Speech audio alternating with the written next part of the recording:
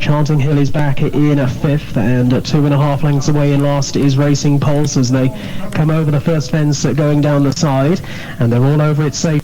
Good afternoon, welcome to the world's most powerful horse racing method. We are about to launch worldwide, and we're going to run this through, I think, a Facebook group. And how it's going to work is I'm going to send my race reads just before the off, so nobody can copy these things, and it's the way the method works anyway, because we read the markets, and the later the better.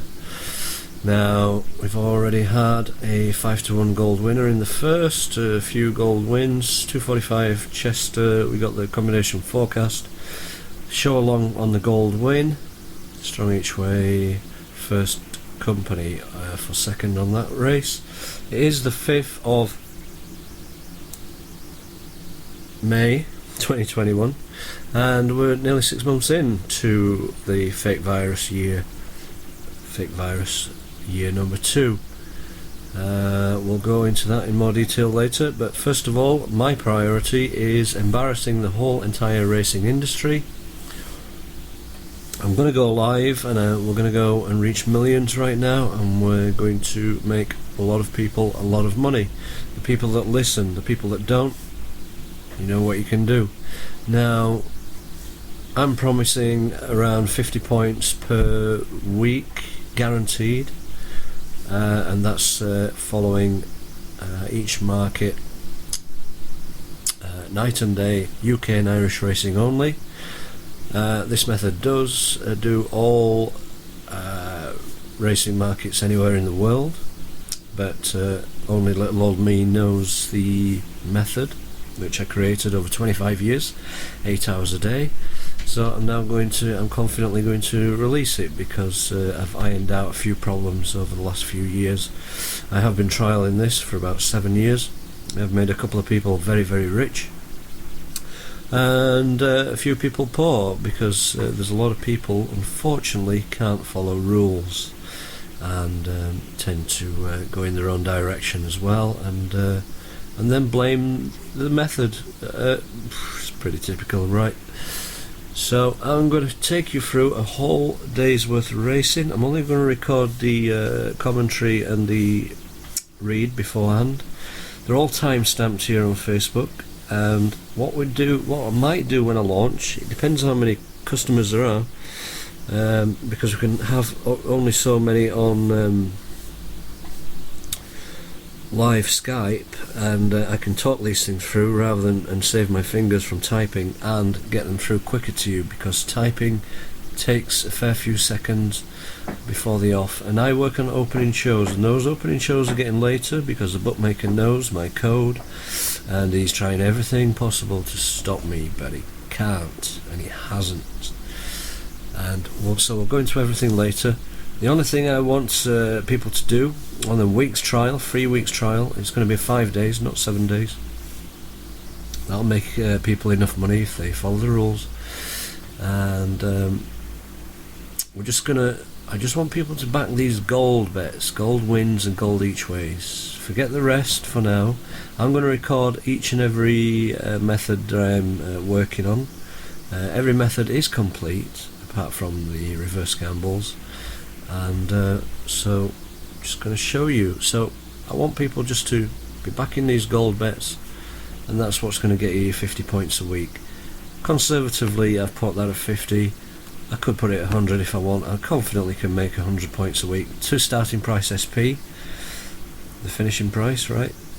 They are advised as a 10-point win maximum bet. You don't have to do 10 points on each one, but it's just to show the confidence of the bet. So, and that is the staking for these gold bets. Now I'm going to just read the 305 at Newton Abbot. It is a no bet because of 2 non-runners, and it does affect the market quite a lot. So I put in no bet. The override is, and I don't want to encourage anybody to do the wrong bets on these, so this will be posted just after the off. High Sun has a strong market indicator.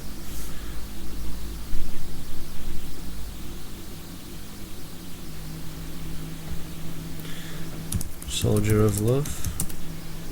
There's a strong market indicator. We're just gonna no, they're not in capitals, these, only the gold bets are in capitals, and the signal fixers perhaps. So the 7 is strong. Let's do it with numbers. 2 is strong, save time because we're not betting this one anyway, unless there's a gold bet. Gold each way, hill 16, there is.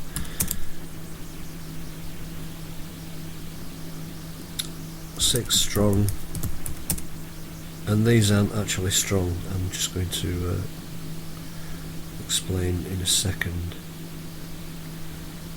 why they are coming up as strong. 10 strong, nearly gold.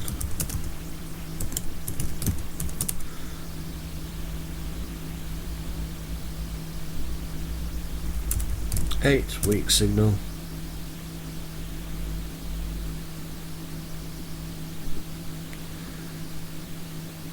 So when I say I can make 100 points a week, and I prove it, which I'm proving now through these videos, I will pause in between. I'm not going to edit this, it's just going to run for, it might be 2 hours long, right? Okay, so you can fast forward on the video to the next race, each like that. I'm just going to put this in afterwards because I don't want nobody getting on this particular race. So it's 3:07, the race is running now. Post it after just so nobody can get on.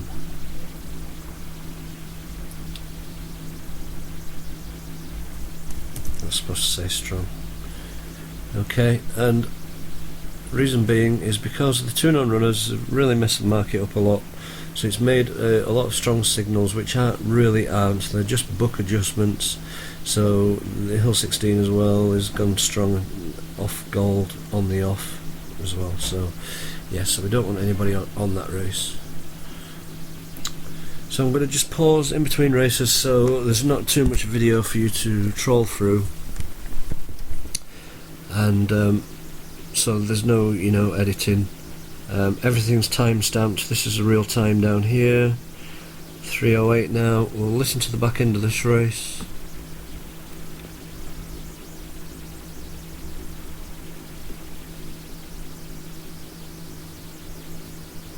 Mank Rider. Maybe she will be. Yeah.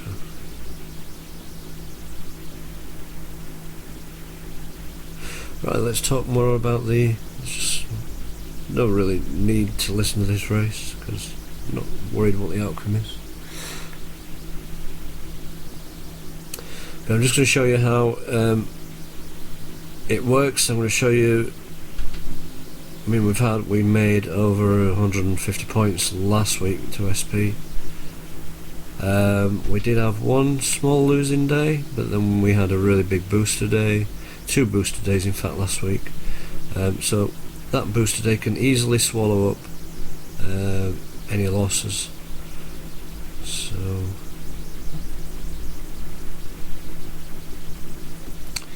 take a look at the next race.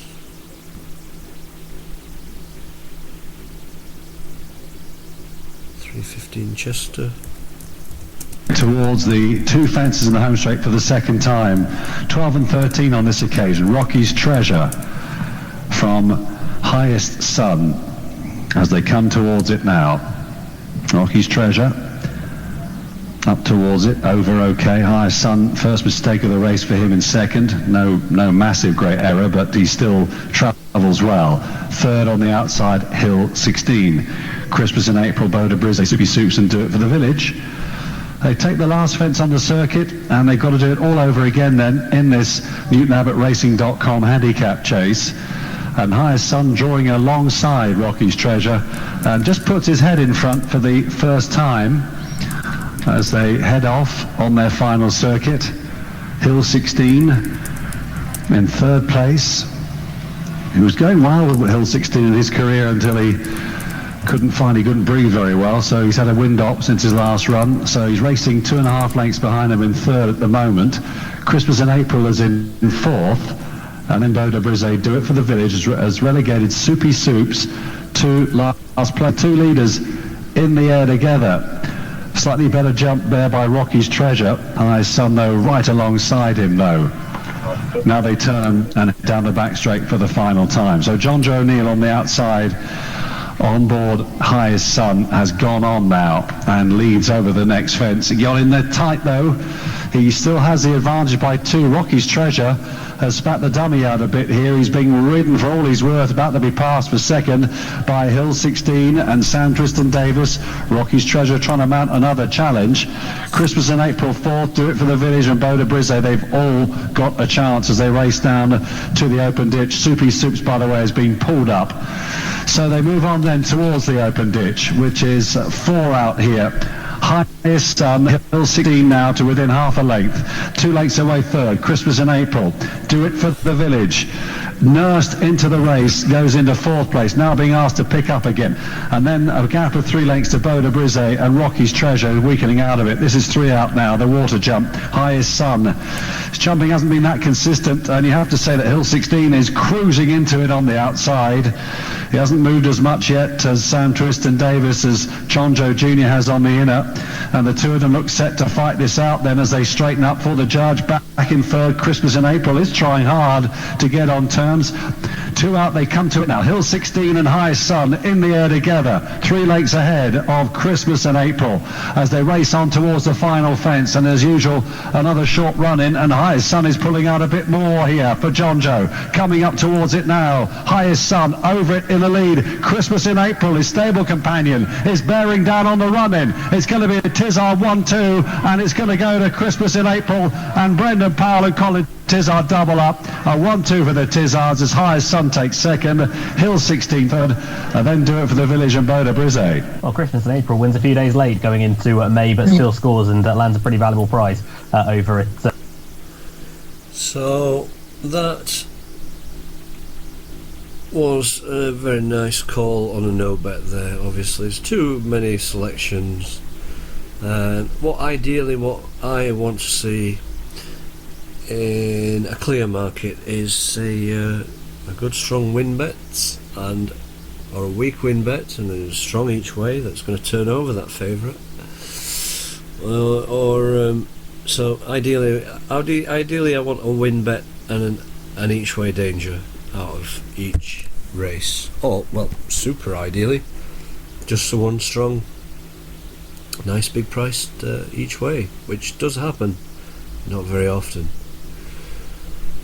So what do we do here? Right, so the method is riding the bookmaker's knowledge. Now the bookmaker never loses, right, in this business, in this game. So if the bookmaker never loses and we know what the bookmaker knows and we're riding the bookmaker's information, then we never lose, and that's as simple as it is. Now in the industry over the years, I've been form trained myself from the great Simon Holt, who's just an absolute idiot, and I can show him up within a simple day of going head to head with him. These people do know the code that I've discovered. They've kept it quiet, and they've kept feeding the wrong information to people in the industry and telling people that a market has to be read a certain way and form has to be read a certain way, and you've got to stay up all night and read form. That's what my rival tipsters do, to then go and lose everything and make a loss on the month. They might make a winning month and then they'll make a losing month, and then you've wasted 2 months of your life. And this is why they get very straight, backed up. As soon as I say I can do 100 points a week, even the people I'm trying to help gets their backs up, and they cannot stand to hear that I have done something they've been searching for all their lives. And you see, because they've been listening to so-called professionals in the industry, who's been fed, like the media, lying to everybody, putting everybody off the scent of how to really make big profits per week, and so easily. You see, I scan a race, it takes a few seconds. Just like the Kit Knight Rider scanner. Zoom, zoom, zoom, zoom, zoom, zoom, zoom, zoom. And then I've got my selections, right? So, and I've been doing this 7 years, so I'm very efficient at it. Now, the markets used to open up and give me 5 minutes to read a race. The bookmakers know about me now, and that's why they've sent a smear campaign out on me, but it's not going to work because I'm going to just drive through that and smash that wall down. I'm going to get the truth out there because I'm going to get the truth out to millions and millions of people. And only a few people it's going to click exactly what's happening, what I'm doing, where I'm coming from, and how much profit I'm making.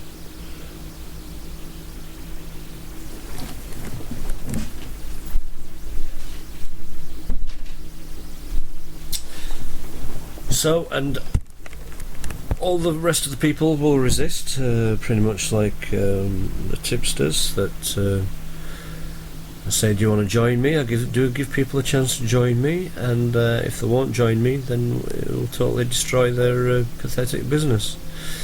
You know, the ones that are having members pay to basically struggle.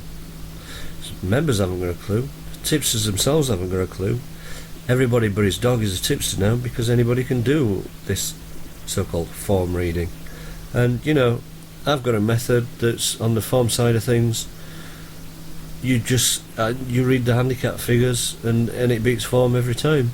The form's not hard to read or do anything with. So they're burning the midnight oil, looking at form all night for only to get a race with a loser and very few winners, and then they start saying things like blaming well, they could blame anything but themselves. And the problem being is that all these people are brainwashed into thinking, see, they never looked at the markets, they never studied the markets for 25 years, 8 hours a day. And if they did study the markets, they would study it in a completely different way to how I studied it. So how did I study it? Well, whatever was said to be the truth, I look at exactly the exact opposite of that truth to find the real truth, right? Pretty much same as fake virus right now. Fake pandemic, we all know that they're counting every death as COVID to sell the fact that there is a deadly virus, which there isn't, obviously, because this deadly virus doesn't go in supermarkets, but it goes in small businesses that the Davos community are trying to, and absolutely are, and as you see, a lot of bookmakers closing down, forcing everything online and this AI world, and people are buying it hook, line and sinker. They bought the fake virus hook, line and sinker. Well, that's up to them. They're the poor people that's going to get injected with poison and they're going to die within 2 years, right? And they're going to have serious health implications, and they'll spend every bit of money that they earn on fixing themselves, and they'll never fix because they've just injected an RNA that's going to turn their body's immune system against themselves. It's as simple as that. All animals tested died.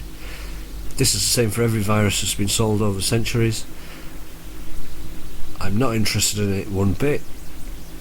Not interested at all in it one bit. Like, I'm not interested in the lies of this horse racing industry. So let these races pass. If there's too many of them, they'll come back another day. The night meetings might be... We made 40 points last night on the night meetings because the ground's good on the all-weathers. And so we've got Gowran and Kempton, so yeah, might be able to come back tonight, but some of these are no bets for two reasons.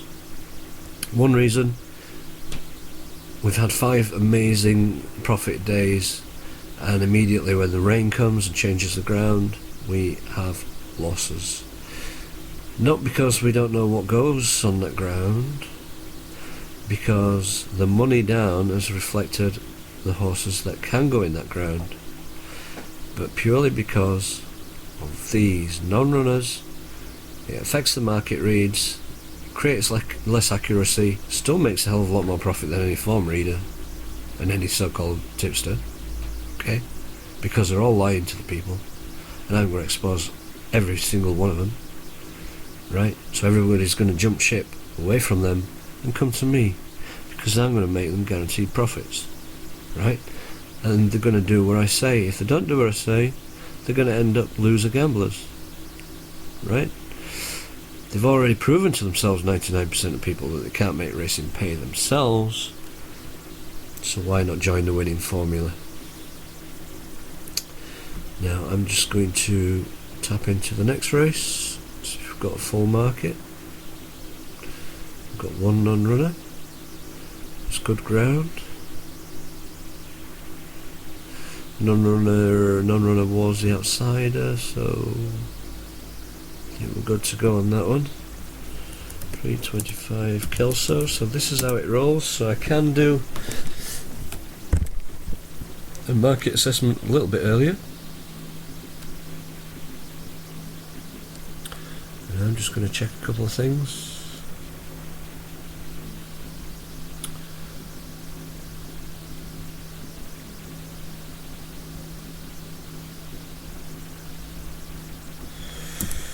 Soft ground, beware. Less accuracy. So if people are working on bank of money that's one bet all in, which they shouldn't be, ever, then this will warn them to stay away from the soft ground for a bet. Now Cedar Hill is a strong win bets. I think my G key's got some biscuit underneath it.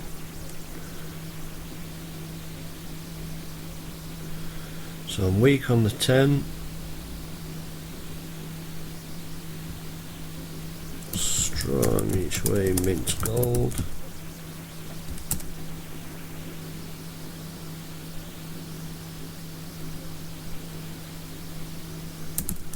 Strong each way ain't my fault. Where was we? Weak on the 10, weren't we? So that's 3 strong signals at the minute.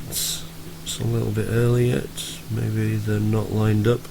I need to really see and know when these horses are just starting to load, because that's when I can leave it that late for the latest market.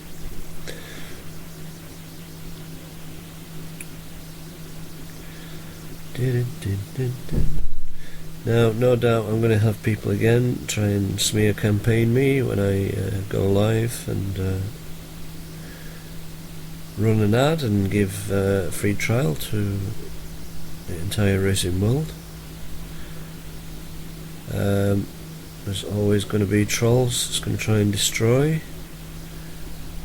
But I do have a professional destroyer on my case, but I'm not really worried about him, because I'm now going to show the world through total transparency what we can do here. System is now fully ready, as much as I dare go. A few years back it wasn't ready at all, and we did make mistakes.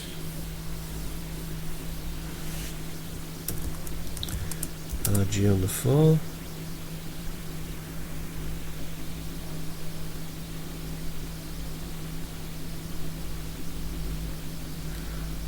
And weak on the 2. Oops, 325. Alright, so I've given them the reading, so and the race is just off. So I don't really want anybody getting on this one, because 3 strong each ways at the prices. I don't think it's worth the risk for the return. But read the race anyway, just to let people know if there's anything they fancy, then they can use it to help. There's money behind.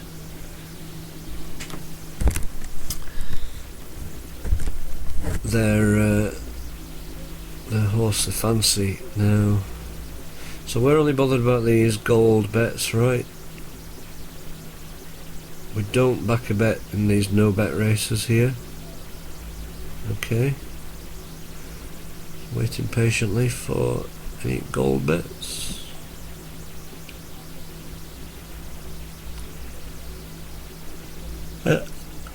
I'm just going to pause now and we'll come back to the 335. A significant non-runner there that could affect the market. I don't see a gold bet in that race as well, so that's one to be avoided. The favourite is Signal to Win, Heros de Searle, and the forecasters just looks a straight forecaster. Amarillo Sky. So we're not interested in that unless anything major changes. There's a code 3 bet there with Amarillo Sky. It's stronger than the favourite. It's probably more value. So the Tizard Yard is winning quite a few just now. We do take notice of various things, but they're not factors. The only factor in this method is this market here, and so I might come back just on the evening races where there's going to be more accuracy because the ground is going to be good on the all-weather Kempton. I'm not sure about Gowran.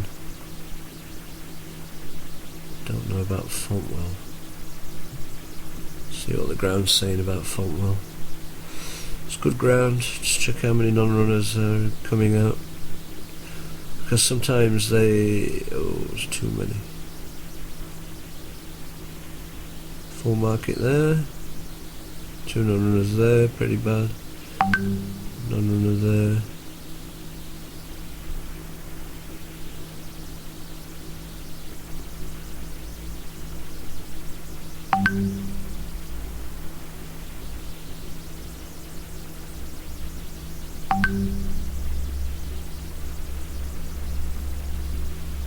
$6.50, $7.20. Unfortunately, I'm too busy for my other business. Yeah, so we could still get some winners out of there, but it's not looking amazing this evening. Kempton. So look at these markets.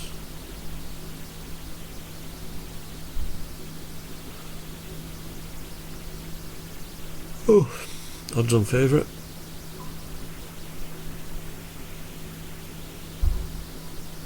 Goldwyn favourite. Spencer on board. Maybe a non-runner, a no bet there. Paxos is currently a gold bet there. 7.10. Ransom is Signal to Win. Favourites night so far, 7.40.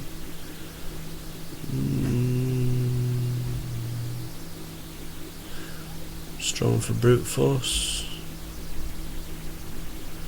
The 8.10, pathetic little market.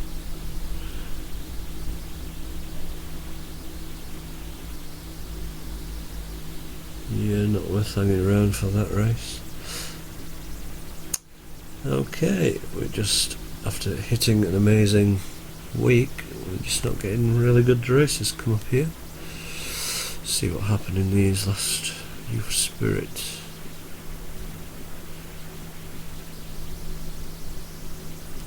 What race is that? 3:15 Chester.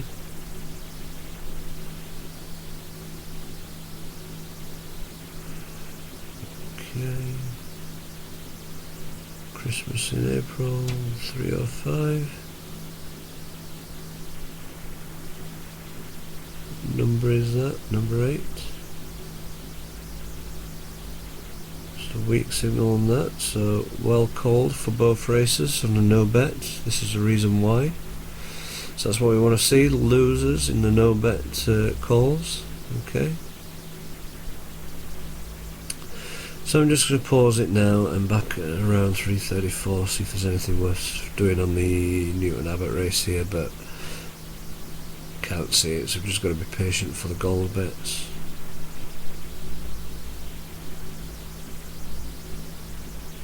I'm not really following the fixes just now, just only interested in the golds. Gold maximum bets method, which I'm going to guarantee a 50 points, 50 times return per week. That's full time. I mean, we did 40 points just yesterday evening within a few races, so you can make that 40 points and take a week off if you like. I mean, it is tax free after all, so you know, we don't want to replace that full-time job and make it easy as possible for you, so you've got a life now. Your life isn't devoted to your job. So I'm just going through the 4:35 at Kelso meeting, and yeah, so I've still got a strong signal for Dixieland swing. It's just as you see, flipped to 4-1, so that makes it now a weak signal. So 4:35 Kelso updates.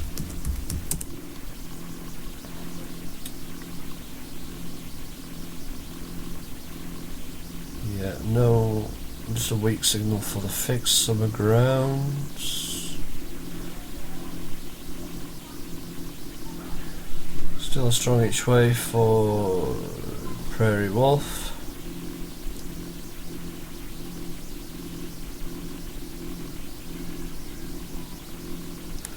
A weak signal for Fairy Northern Falcon, so lots of weak signals here. Strongest one of them is Prairie Wolf.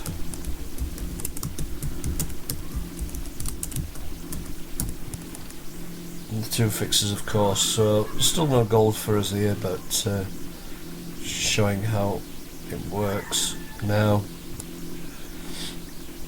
Sometimes we'll be working both the strong bets and the gold bets together. They are kind of the strongest codes until the reverse gambles start and start getting us 50-1 winners in the Galway Festival. Turned over the odds on favourite when everybody's jaw dropped, and the dog was on the favourite, couldn't be beat, and we zoomed in with a fix at 50-1, beating the odds on favourite. And we've done that so many times at big meetings, it's just really incredible, unbelievable, but nobody will believe it till they see it. So this is why we're now recording all bets on YouTube and all bets on I'm going to do a month proofing on a third party agent, and of course everyone's going to see for themselves on a week trial, and members are going to see for themselves that it's truly working for them in real time, and all recorded, all timestamped on Facebook. Unless we speak it through, I might have to record everything that I say. I'll still record on the screenshots actually, because we'll use Skype. I think you can have up to, maybe Telegram, we might use Telegram. I think you can have 1,000 people. I don't know how to control my audience and mute everybody so they can just hear me and listen to what I'm saying, listen to the bets, if that's possible. And we've got a good thing going there. It might be up to 2,000 people. We can do Telegram. So I'm not going to be slowed down. All that time it takes to put these horses down, as you see, takes valuable time away from getting a bet on. The problem you're going to have is getting closed accounts and getting new accounts, if you follow me to the letter. If you don't and you do your own stuff, you're likely to fail. So it's up to you. You've got a choice. You can do exactly what I say and make the profits that I show in black and white, or if you like a gamble yourself, you like to pat yourself on the back when you've got a winner, but that you're not admitting that you're overall losing, or whatever it might be. You know, I want serious people in there here to make serious money, Otherwise I'll go and join the high rollers and we'll bet ourselves. You know, I'm trying to help people, so, but my time is very valuable. This method I'm going to take to the grave. It's not as though it can be stolen, replicated, anything. It's not down on a file in a safe that can be stolen. It's not coded in a system online that can be stolen either.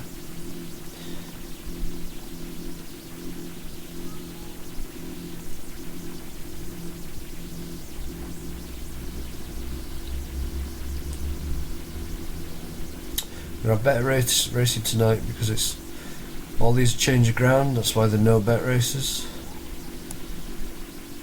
But there's not a lot of value tonight. There's a lot of favourites I can see that's going to come.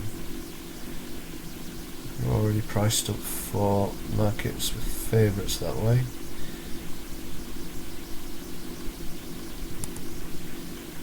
Trying to get the commentary of this 435 Kelso. See what the next race is. Start working on that one. Trainer Rose Dobbin, another who's had a winner here today, as they continue their progress going down the back straight. Ride the Waves is still over towards the inside, being tracked through by Here's Tejas, and Devil Lock is with that one, and still well back in the rock, Northern Falcon, Dom and Louis, and still yet to get out of last place, one of the more fancied contenders, Dixieland Swing. About to make the left-handed turn out of the far side. They've got around about 5 furlongs to go from here, and still Mr. Freddie in front, leading Joanna I'm Fine by a narrow margin, with a little wider out in third Prairie Wolf, and then Bucks Boggle with Charismatic still moving all right. Then a little wider out the improving Firth of fourth ahead of Summer Grants. Dom and Louis starts to edge a little nearer. And then Ride the Waves is now working a bit harder along the inside of Here's Tejas. Right around the far outside is Northern Falcon in a black coloured jacket.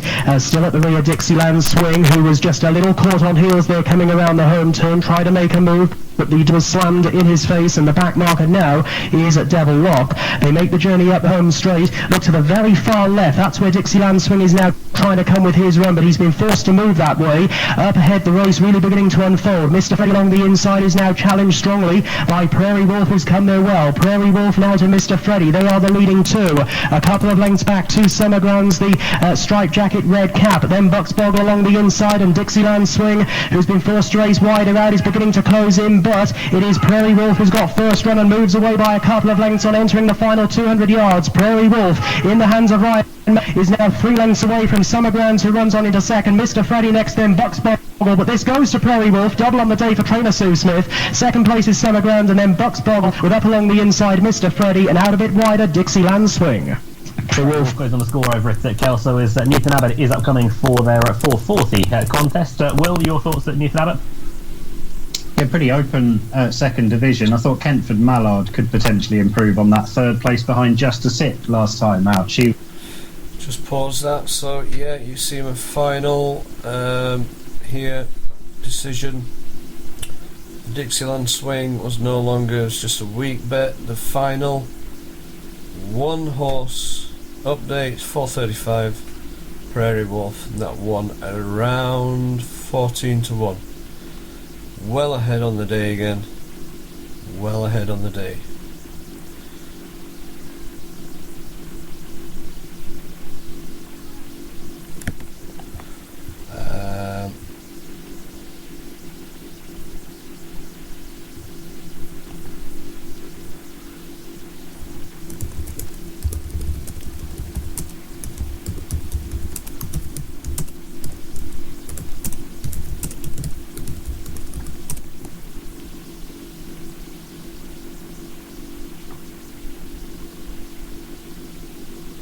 So we'll listen to this race.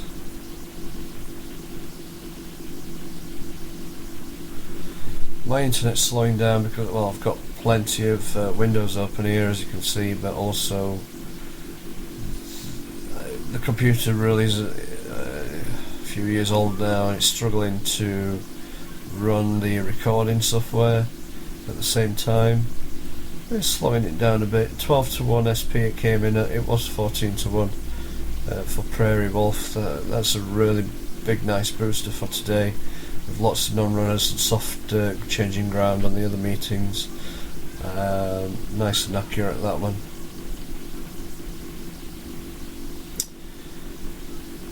So on this page here, the new Knights of Boom free racing tips scam. We're trying to educate people that the scam that is the new Knights of Boom. I think they've changed the name now actually, and scurried away. But what we're going to prove, and we don't want these scammers to get a hold of our information, so we do send these after we've given members their winner. We just update just on the off, just so the only creatures that can make any money on this page, because it's just to expose the scam and expose what we can do as opposed to these scammers. So just after the off, hopefully no one's betting in running and making a fortune out of these scammers. They probably are, but try and make it as hard as possible for them. And so because they listened to a guy that was pushing, the guy working for the bookies, the stalker we call him. He's always around, and he's just made up a pack of lies about us, and because he's put so much work in and the size of the story, then people believe this idiot in the face of all truth, because I'm posting the winners before the off.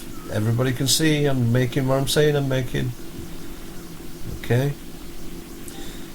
Still, they will listen to, as soon as the word scam comes, they go, yeah, it must be, because you can't be making 100 and odd points a week to ASP, which I actually am, and I'm proving it, and I'm recording all of it, so you can't deny it. Still believe this kind of maniac. Now he's working for the bookies, he's running a smear campaign, changes his names frequently, he tips himself, and he tips very poorly compared to us. That's probably why he's super jealous, because we did embarrass him many years ago with our gold bets, and we still continue to embarrass him with our gold bets. 2 gold bets in this 440 Newton Abbott. Let's check it out.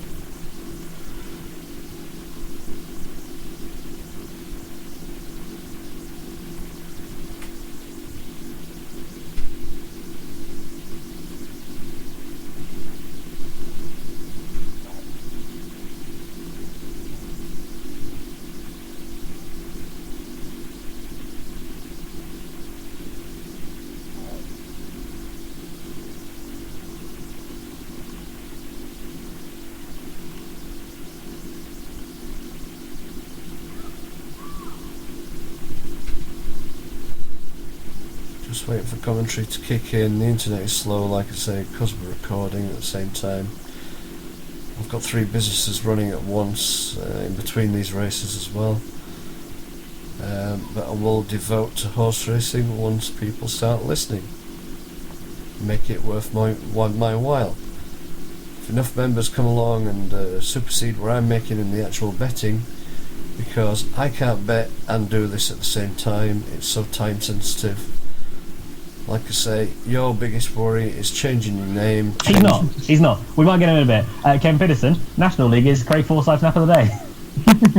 Yeah, he was. I put him 4th best on appearance in here, Luke. So yeah, he's nothing wrong with him. But yeah, he was 4th best on paddock appearance. Who were the 3 ahead of him? Rathbone, Lincoln Park, and Ledham at a big price. Ledham currently at 20-1 chance. Of those 3, who would you pick? I'll take 2. I'll take Rathbone and I'll take Ledham. We failed there. We got one of the golds paid each way back to us, so we just -1 gold on the 440 at Newton Abbott. 450 at Falklands, 2 non-runners.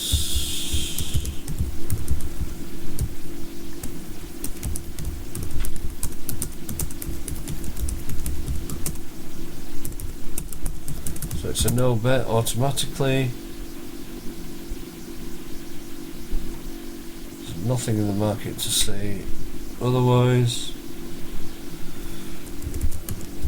Reverse gamble is Dock of the Bay.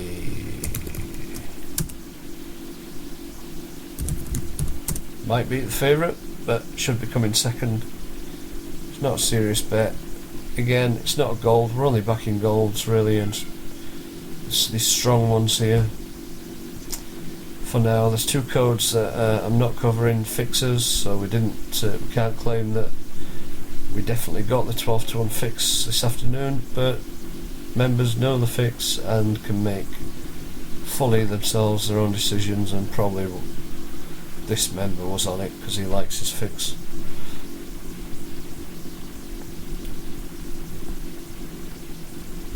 So just pointing out that is a reverse gamble, Dock of the Bay, so might do something, but officially it's a no bet. It's just nice to watch them do something. And it's 2 minutes away, so I'm going to pause now and come back in halfway through the race on this one, on the commentary. I've a couple of things to do in between. There's not going to be anything for us there. It looks like a straight forecast, but it's too weak to even put up. The favourite should be the second favourite, Double Denim. Got a weak signal on that, and so just check the previous race.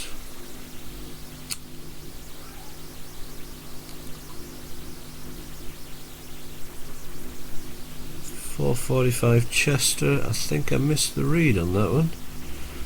Just been a little bit busy with my other businesses in between. Yeah, I missed that one, so just back market check and check that I didn't. If it was a loser, then that's 445 Chester.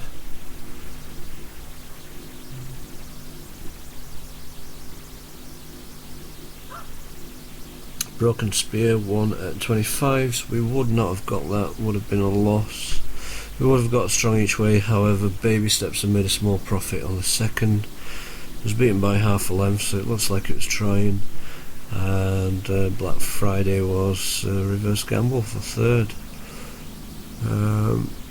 Shamwika for fourth, it wasn't showing anything. Praxeology didn't show anything either in the fifth, so yeah, we would have had strong each way Baby Steps there, but just let it pass. 510 Kempton, like I say, we're not going to have a bet, so I'm going to pause it and we're going to come back for the 520 at Fontwell. It looks like the men in black are hovering over my house because they know my intentions, and it's Powerful Industry I'm going against. The Wire Flyer is going to be strong here. Weak on the 15, weak on the 6. Frankie Baby 6. Frankie Baby, there's a sign. That's a strong each way as well. Sheila Spirit strong each way as well, so 3 strong each way showing in the 520 so far at Fontwell. I'll come back at about 5:15 then and see if we can throw one of them out and just go for the 2 strong each ways. But currently the Wire Flyer, Frankie Baby and Sheila Spirit are all strong.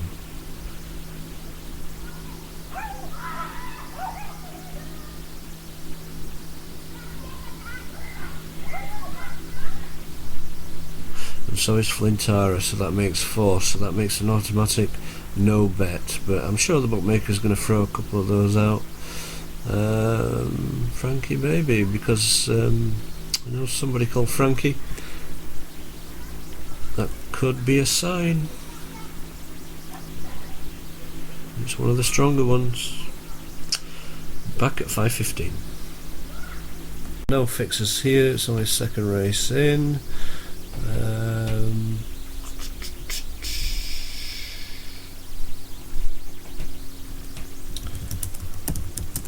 The Wire Flyer strong. We'll just put down these before the final market, I hope, comes and eliminates some of these. Josie Abbing strong.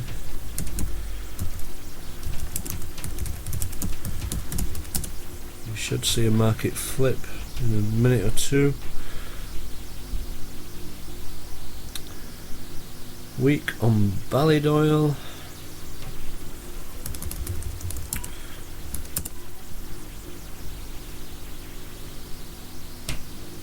Weak on Apple Mac.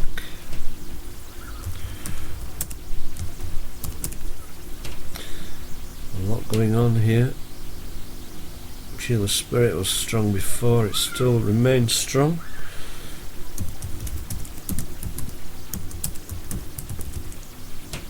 And there was another one, wasn't there? That was Flintara strong, which it still is. So four times strong equals a no bet, I'm afraid. It's just too many, even though it's a big old handicap, this one. I'm going to now look for a possible reverse gamble, because this is what happens when there's... And there it is. So reverse gamble is gold, big and better. Now that might be a strong... This is where it comes in. I need more than my brain power to find out if big and better is actually the strongest bet in there as a reverse gamble. We'll explain these a little more later, but certainly a mathematical app would certainly point out which is, point them in order, which is the strongest, which is the second strongest, etc. I'm just going to have a look at the rest of the market. Sheila Spirit is nothing, and the power of big and better is a reverse gamble. Goodbye 16.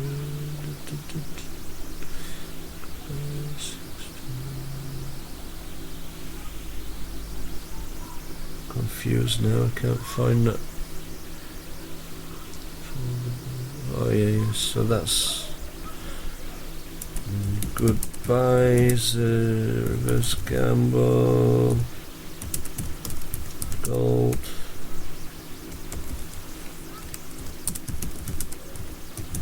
So a dodgy race, this one at best. I'm not happy with it. I'm leaving it as a no bet. I think the reverse gambles are something significant in this one. I'm just gonna, what time is it? I'm a minute away. Let's just see if I've got any change. No, it's going to be a no bet. Yeah, I'm certain these reverse gambles are up to something here. That's why I've put them in capitals.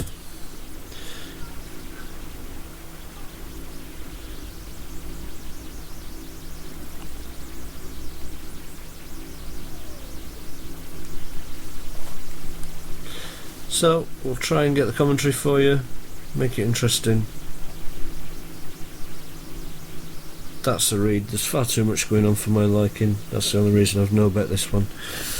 I've got a feeling the reverse gambles are true, just from instinct and over the past few years, just knowing. I would need help. My odds chart, but I'm really tired today. I can't be bothered to do the math on 6 horses. I need a quicker thing than this, some kind of...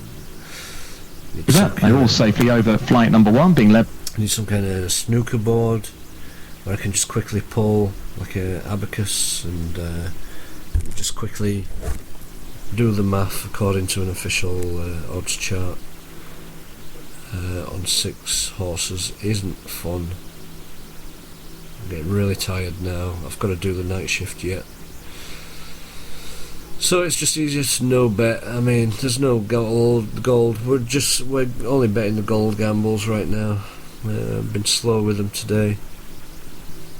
We'll hit one, no doubt. Now we've come out of the change of ground meetings. Right towards the back of the field there, Coastal Drift in the yellow sleeves. False Spez is also towards the back early on, together with Noble Glance in the red headgear. Flight number 3, and Dapper landed safely over that one. The Wire Fly was just pushed along on the landing side of jump number 3. So coming up by us, Frankie Baby and Ann Dapper are the leading 2. Couple of lengths then away to find Miss Yates in third. Fourth is Apple Mac in the black and pink, and then Sheila's Spirit in the green and yellow. From Flintara, and then Big and Better and Catch the Cuban.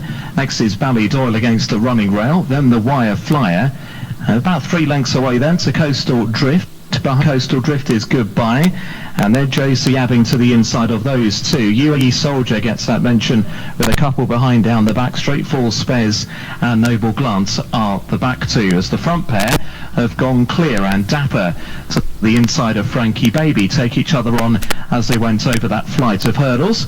As they head away down towards the next one, it's Miss Yates Bouts in third, Apple Mac in fourth, then Catch the Cuban and Sheila's Spirit. Flintara wider from the inside running Ballydoyle, then the Wire Flyer as they get out over that next flight of hurdles over on the back straight. Flight number 5 all negotiated safely as Andappa and Frankie Baby have raced about 10 lengths clear. From Apple Mac, Sheila's Spirit, Flintara, Catch the Cuban, Miss Yates and Ballydoyle, and then the Wire Flyer as they head their way back towards home and towards the home straight once again. When they turn in, they'll be facing up 2 flights and number 6 of the 11 in total. Coastal Drift getting a reminder on this next bend.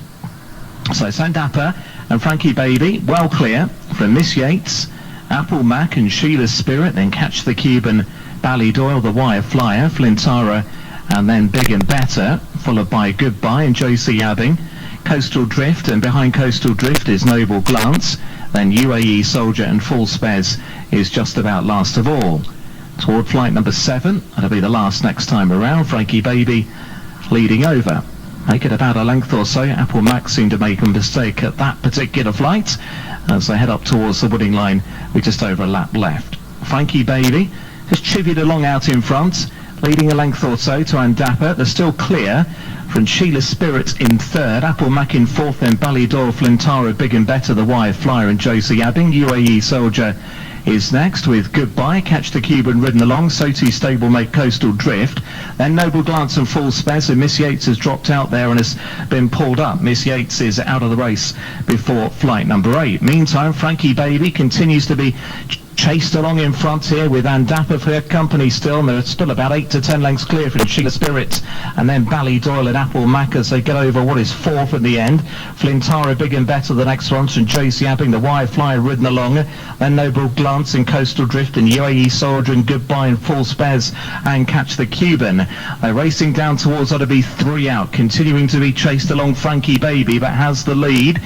A little bit tight into that one, gets away with a length and a half lead. Josie Abbing has made significant headway, spotted in the nosebound there with Andappa still quite prominent in third. The Wire Fly, Ballydoyle, Sheila's Spirit and Flintara coming right into this, along with Noble Glance and then Big and Better, and Coastal Drift is trying to stay on. Andappa and Frankie Baby up top, 2 lengths on from Josie Abbing is now ridden in third, Sheila's Spirit fourth as they race towards 2 out, and then towards the outside is Flintara, followed then by Noble Glance and Big and Better and Ballydoyle, and then Coastal Drift and the Wire Flyer running towards home then with 2 more flights of hurdles left to take, and it's Josie Abbing who's drawn on terms now with Andappa. Frankie Baby is now back into second place over that one. Then came the rallying on the outside, Flintara. Behind Flintara, the Wire Flyer and Coastal Drift is getting going very late on, but it's Josie Abbing. She'll lead them over the final flight from Flintara. Then Frankie Baby is battling away clear for Noble Glance, the Wire Flyer, and they're still staying on Coastal Drift. They're up, they're running now, and it's Josie Abbing under Tom Bellamy, who leads by a couple from the rallying Frankie Baby. Then Flintara and Coastal Drift is still keeping going, but running out of track, and it's going to be Josie Abbing to get her first win over hurdles. Josie Abbing for Graham McPherson and Tom Bellamy have beaten Frankie Baby into second. Home in third there, Flintara, followed by Coastal Drift and the Wire Flyer. Josie Abbing is the winner, wins out. Josie Abbing, as Sam Norris is telling us there, goes on the score over at Fontwell, takes out the 5:20 contest and does so fairly nicely from the Warren Greytruck's charge back in second place, which, I mean, wasn't far away, Will, but Frankie Baby just found it 1 too good. Yeah, it was a no-nonsense ride, wasn't it, from Colleen Quinn? I think he clearly, knows the horse needs a fair bit of cajoling, either that or a combination of that and the fact that Warren Greytracks had told him to lead at all costs, because he seemed to want to be on the front end. But to be fair, I think they've got the best out of the horse, the best position possible, because he did rally. He's clearly a horse that just saves a bit for himself. Whereas Josie Abbing, Tom Bellamy produced her nicely, didn't he? Just over into the straight there over the second last, hit the front and kept her up to her work really. And she did have some winning form. If you go back to when she was trained by Peter Fye, she won a bumper at Newton Abbot a couple of seasons ago, but has yet to really get any kind of form when trained over on these shores. But Graham McPherson, second start for him, and she's taken a step forward on her stable debut, which came at Plumpton a couple of weeks ago. Josie Abbing 9-2 gets the better of Frankie Baby 7-1 back in second. Flintara at 12-1 in third. Coastal Drift was 20-1 back in fourth. We do need the fifth place runner, so we'll get that and confirm it for you in a few moments' time. But over at Gorham Park, we do have the Vintage Tipple Stakes over a mile and 6 furlongs listed contest where Flor Della Luna is the 11-4 market leader. Barrington Court 3-1, Princess Zoe at 6-1, 6-1 as well for Tracia. It's 7-1 Mighty Blue, 10-1 and Bigger the Rest. Will, when asked for sort of bets at the start of your shift, you gave us Tracia as one to sort of look at, and Tracia has shortened in price since then. Yeah, one of 6 that reoppose here from the listed Noblesse Stakes at Cork a month ago, and actually was third best of the horses that reopposed from that run. Flor de la Luna and Yaxeni were ahead of her, but it was the way that race was run, which was very, very steadily. Flor de la Luna and Yaxeni were always prominent, whereas Tracia was held up in the rear of mid-division, really, and was the only one, or probably the one that was finishing to the greatest effect in the closing stages once the gallop gradually unravelled. And for all the world, it just suggested that she'd have needed a stronger gallop or a step up in trip, and she's definitely got the step up in trip here today. Hopefully there's a bit more of a stronger gallop. Flor de la Luna and Yaxeni will probably go forward again, and it just depends on what the other horses that are entering this sphere, what they do tactics wise. You wouldn't have thought Barrington Court would go forward. Perhaps Tashi and Zawara might well do. And if they do, I think a staying test on ground with... Okay, so 3 of the strong signals came first, second and third there in the Fontwell. So we could have gone for a combination forecast there, I suppose. The reverse gambles aren't really coming in today. Nothing to worry about on those, just for my records.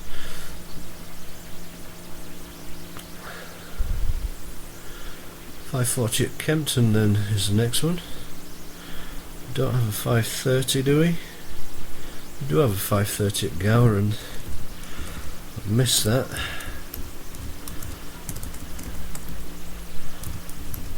Just give it a quick scan.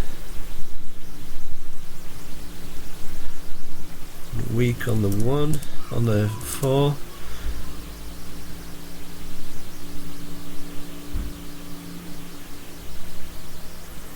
Yaxeni strong each way. There's a bet. Mighty Blue also strong each way, so that's 2 strong each ways there.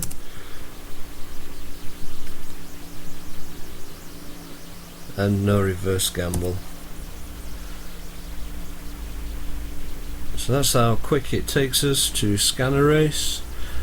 My members do get on in running if they do fancy it.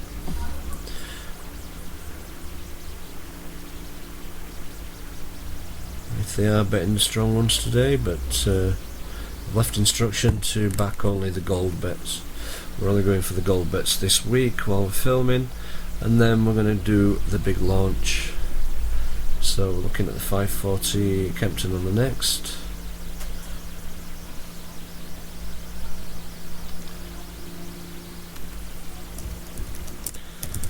Hopefully there's a gold bet here, and it is a gold win on Franklets. As you see, it takes distracts me to put the horses' names down, especially when they're crazy horses' names, weird, and I'm slightly dyslexic, but can usually tell what I'm trying to say. Marigold is a gold each way, so I'll wait closer to the off, see if I can just throw one of those golds out, one over the other. Reverse forecast, we do to 10% of normal stakes, so it doesn't interfere too much for the forecast backers, because we've got 2 golds there, so likely 1-2, unless there's anything else. RG10.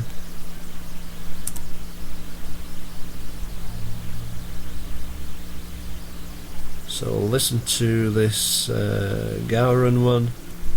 So we're looking for Yaxeni or Mighty Blue, either placing, getting his money back, or winning.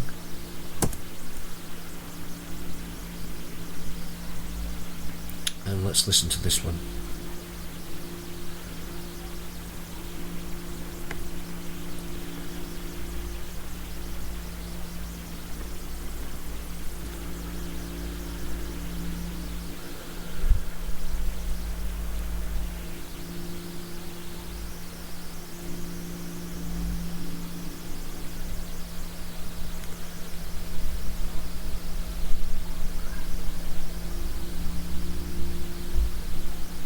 Refresh that page.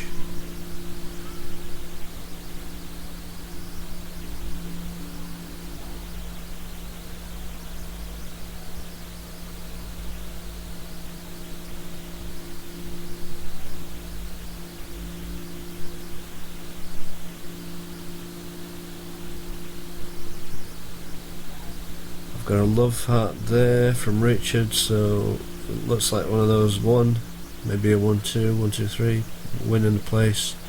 From the strong ones, it looks like he's playing. She's still full of beans going past the post, and obviously stays very well. I think we'll definitely get 2 miles. So he's playing the strong ones today as well, because he did get on the Prairie Wolf at 12-1. Not very well. As Mighty Blue has scored. Princess Zoe's made good late games. Will has come from a bit further back than sort of quite a few others, but I mean, I imagine Connections will be pretty happy with that. Well, the second run after an absence. So I'm going to come back now. Pause for the 540.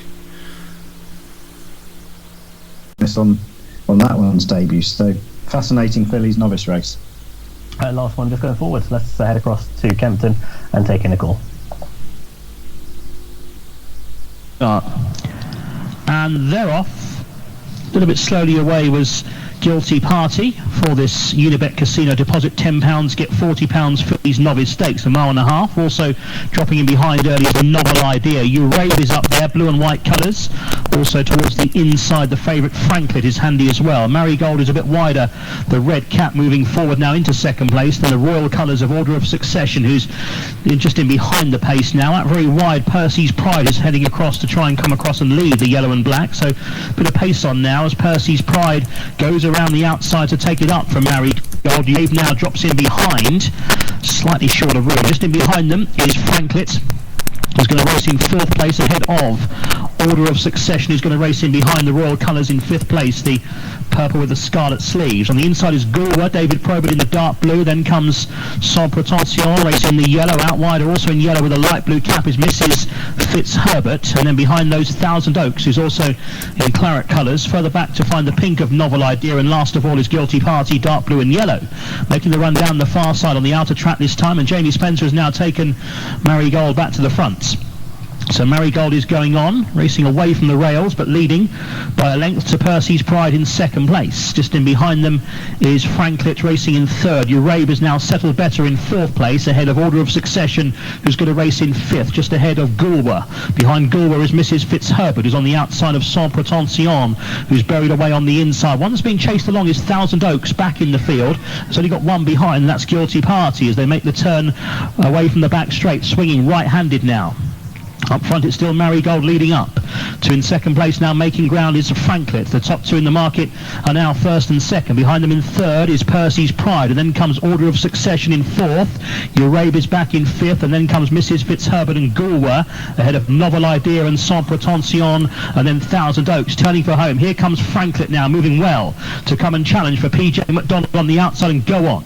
So Franklet has just touched the front now to Marigold. To the outside, Mrs. Fitzherbert starts to pick up. Still there is Percy's Pride with a chance as well, and Goulwa also picking up quite nicely. Few chances here. Mrs. Fitzherbert down the outside. Goulwa, though it is, who struck the front now in the centre. It's Goulwa going on to Franklet. Mrs. Fitzherbert is in behind, but it's Goulwa and David Probert who's going away from Franklet in second place. It will be Goulwa for Andrew Balding who wins. Second place, Franklet. Third, quite tight in the end. Running on from a long way back was Thousand Oaks. Might have got through for third ahead of Order of Succession. Then came Mrs. Fitzherbert and then Percy Hyde and Sans Pretension. Well, it is Goulwa who goes on to score one of the bigger prices, who had only been seen once, didn't show a great deal on that occasion, was down the field here at Kempton Minefield. Pato gets the better though of Franklet back in second, tight for third, maybe it's going the way of Thousand Oaks, who's run on nicely at the end of her debut to potentially grab third, but that was nice, Craig, from Goulwa, has taken a massive step forward from that first start and returned at 33. Yeah, it was always catching the eye, the way she was travelling, and held up. They've gone a good pace. No surprise really to see her improve. Her debut run was over a mile. She's by Australia, and plenty stamina in the pedigree. So, the step up and trip has clearly worked. But you would like to think she had been shown more positive signs at home. But I don't think that could have been the case. She's went from 16 to 1 out to 33 to 1. And won fairly comfortably, so must have come as a surprise to some. But yeah, huge improvement from that one start last year. Indeed, as that's what happened over at Kempton. We do have Fontwell upcoming, so we'll have to change tack slightly over at Fontwell for their 550 contest, where Dark Flame is the 5 market leader, 11 to 4. See what Goblet was. Goblet, right, so that was a reverse gamble, maybe. Didn't look at the reverse gambles in that one.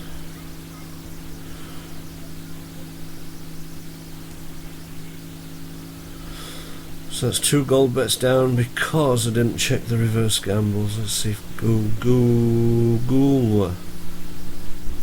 So it wasn't a reverse gamble, we wouldn't have had it anyway, so that's 2 gold losses on that race.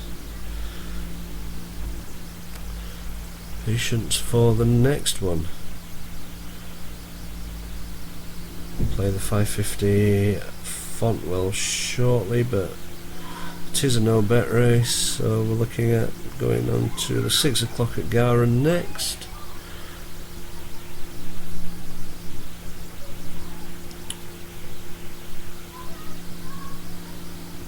Garan. So just do a couple of checks early.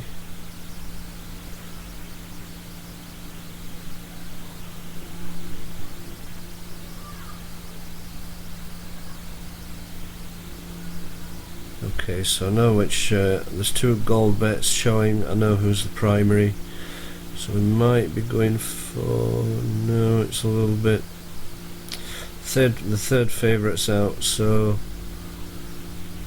it's going to be a no bet, but the primary is going to be, there are 2 fixes. Amma Grace is a fix and it's also gold, so that's going to be the primary. Amma Grace gold win there. But it's going to be called a no bet, and the other one, because we're not doing fixes today, if we were doing fixes it would be Amma Grace for a gold double stakes bet because it's a gold bet and also a fix, and Lady Anna is also a fix there at 12 to 1, but that's not showing us any signal just yet, but it is holding solid. May as well just put the fixes in that race as primaries. So back for the 6 o'clock. It's now 5:50. Check this market.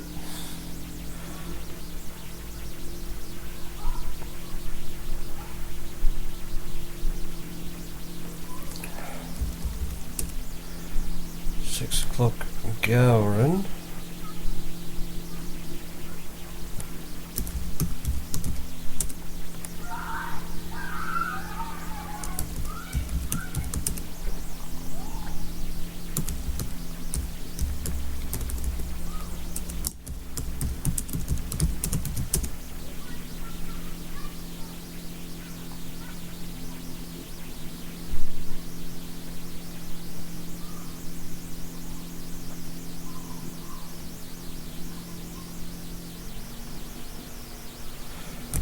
Lady Anna.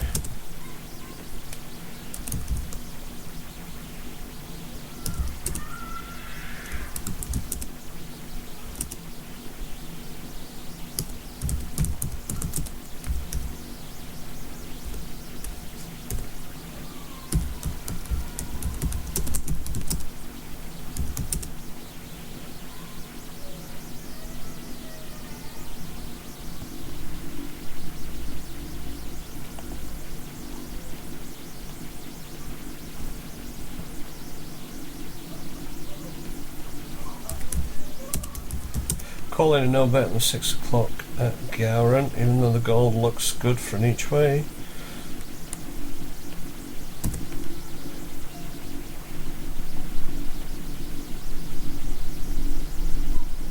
And we'll listen to that race very soon, as I just record that one. It's just gone off.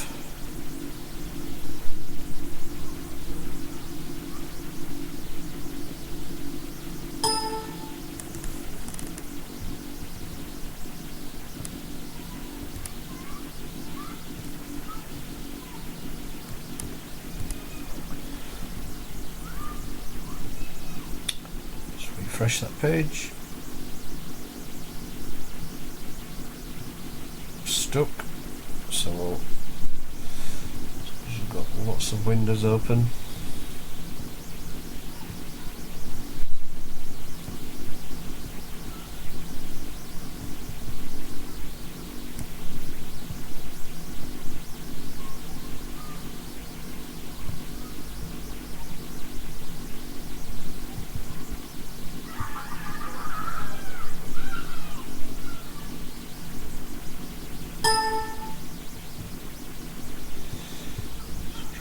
Radio on through, see the latest results. Schnabel, the reverse gamble, one at Fontwell, so we're also good to call a no bet on that one.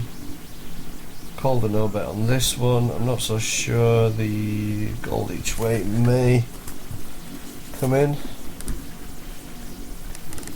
but it's got 2 on the book, especially Amagrace. The fix is only weak, but it's on the win side, so Empress Josephine is each way.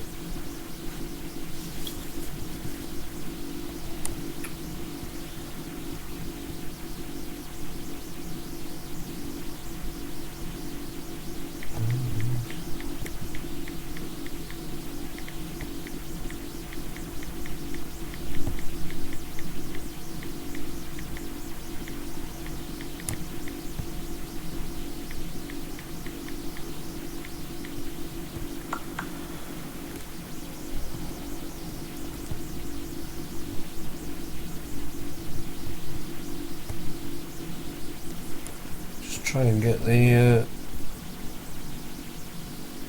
blood out of a stone sometimes at this radio station. Volume's high, volume's okay on there, just because we've got so many things open. And that has to be for my work in between. Soon we'll be full-time racing. Can't get any sound out of this thing.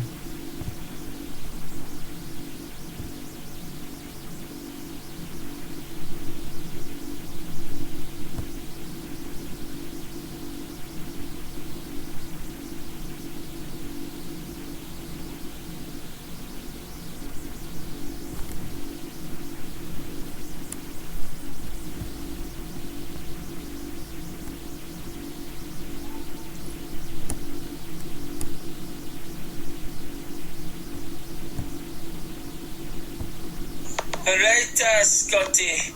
I'm looking for redheads. I don't know. I'm looking for redheads. See them all over. They're coming to me. They give me a kiss on their lips. You know. Maybe that's Richard frequency.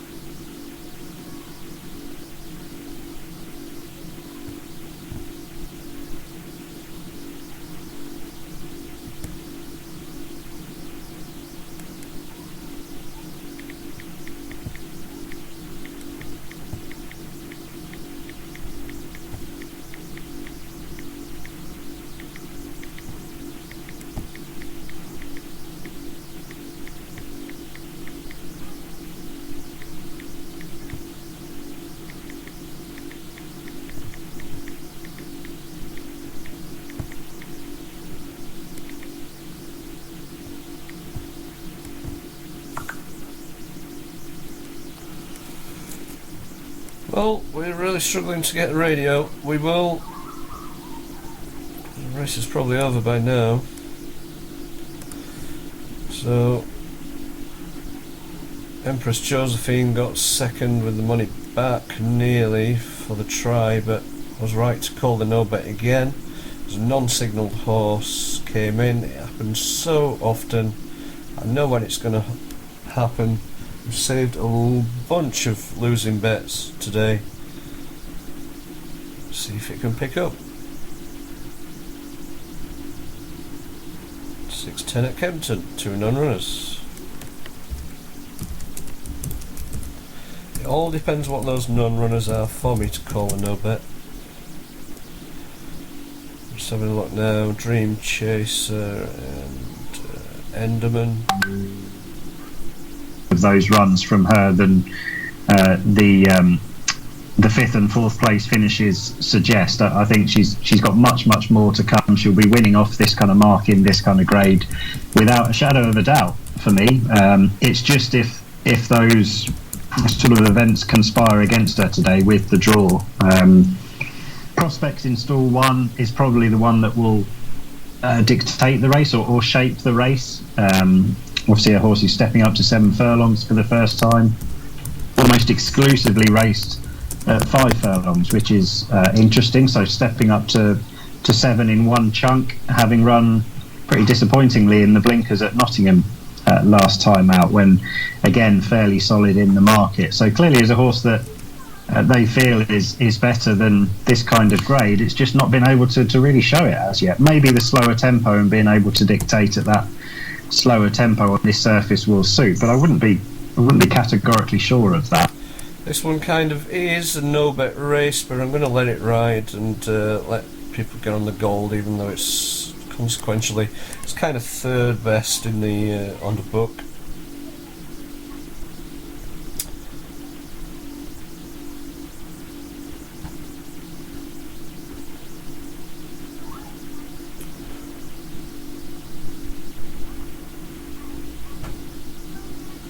So we'll pick that up afterwards. I've just got a job to do in between. I'll just pause that and we'll look at the results afterwards. So yeah, we'll let it ride. We'll go for gold. George Scott gold each way on this 6-10 at Kempton. I didn't call a no bet for reasons, but certainly the strong ones are going to be there pestering in the way of George Scott. That's both Prospect and Darker Steam. There really is too many, of course, according to the odds for the returns, but very likely a 1-2 comes from there. Possible CFC combo forecast for those three, but just go for gold. George Scott gold each way gamble. Pick it back up in a while.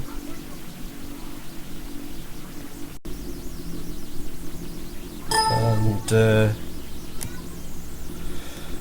almost all money back to SP. Patience game today. I knew it went as soon as the ground changed that we're not going to have it all that easy.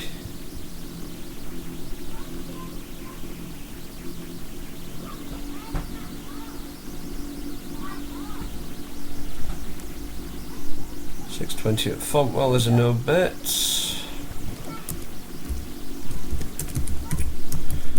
So I didn't miss anything.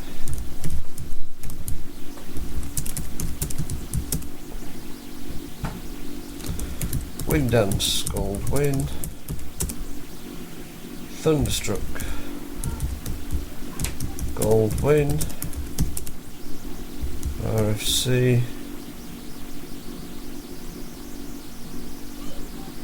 Albert, Huckle, Buck, gold each way. So lots of false money around here.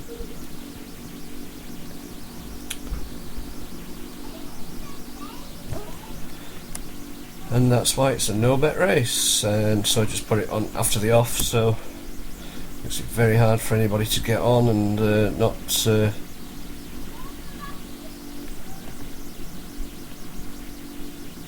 bet them and override and make a mess of things.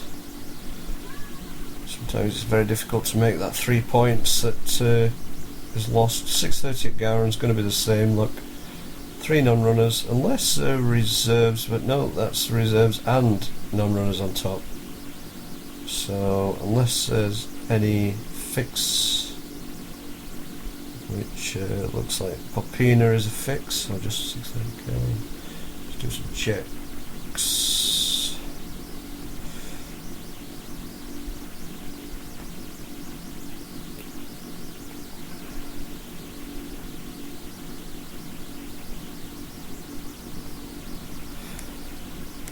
Yeah, so 6.30 Gowran.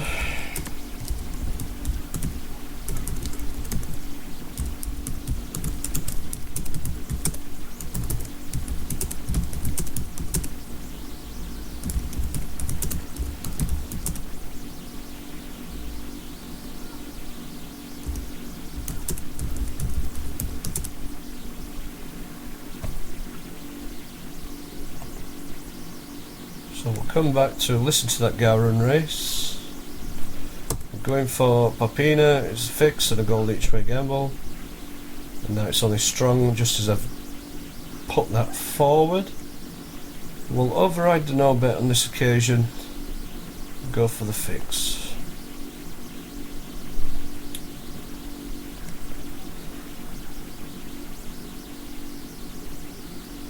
So I'll be back at 6.29ish and another pause. Popina would normally be a gold each way. Being a fix, it is 2 methods in one, so we have double stakes. Because it's Gowran, because of other factors,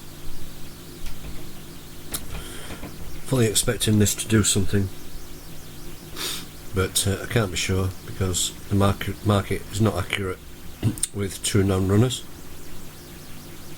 It's Tajano in front, tracked by Woodland Garden, the Purple Jacket, and then the Nose Banded Chifre. Coming across to join them is Santa Florentina, and then Ross Carberry and Rioja Fan, and Papina and Fulbright Scholar next with Queen of Manarenis and Lily of the Glen, Nepali Sunday Social, Nusra to Falutin. Coming inside the 6 furlong point, it's Tajano upholding a 2.5 length advantage over Woodland Garden, and then Santa Florentina. Next on the inside is Ross Carberry and Papina. And nudged along is Chifre as Tajano leads 2.5 lengths, coming towards the halfway stage, and the 9 furlong EBF Fillies Maiden is followed by Woodland Garden, Santa Florentina, Ross Carberry, Papina. Under pressure is Chifre, and then Queen of Manarenis and Fulbright Scholar and Sunday Social, Napoleon Lily of the Glen. Dropping right back is Rioja Fan, who's followed round the home turn by Nusra. Long way back is Two Falutin. 3 to go. Round the home turn they come. It's Tajano and Willie Byrne in the lead, yet to be headed. Woodland Garden, Wayne Lorden, driven to try and close on the outside. And coming with a run in between them is Papina and Shane Foley. On the outside is Ross Carberry and Robbie Colgan. And then comes Santa Florentina and Chifre's next. They're racing towards the final furlong, yet to get to the front running Tajano. Woodland Garden is trying hard with Papina in between them, then Ross Carberry and Chifre inside the final furlong, and it's Tajano who's making every inch of the running here for Willie Burton and Jim Bulger. It's Tajano who's making all to win by going away 6 lengths. Papina, Woodland Garden, Ross Carberry 2, 3, 4. Tajano is the winner at Tajano goes on the score over at Gorham Park, takes out the 6:30, returns at 9 to 2, and Jim Bulger at the moment, Craig, can do very little wrong. Market should have been no bet officially, but Craig's I don't like to see fixes go by, especially in Ireland. Set out to make all, did that fixes. Horse that looked thoroughly exposed, officially rated 72. I know it didn't work out for Papina, who's ran a massive race in defeat. If you go right back to the start, she was really slowly away, and Shane Foley rushed her up really quickly, which wasn't ideal. I didn't expect that to see her race out anywhere near as well as she did. She's definitely going to improve for that next time. Even on the all weather, Woodland Garden, you can only think she was short of fitness first time because she was in an ideal spot, just couldn't quicken. To be beaten as easily as that by a 72 rated horse was a fairly disappointing debut.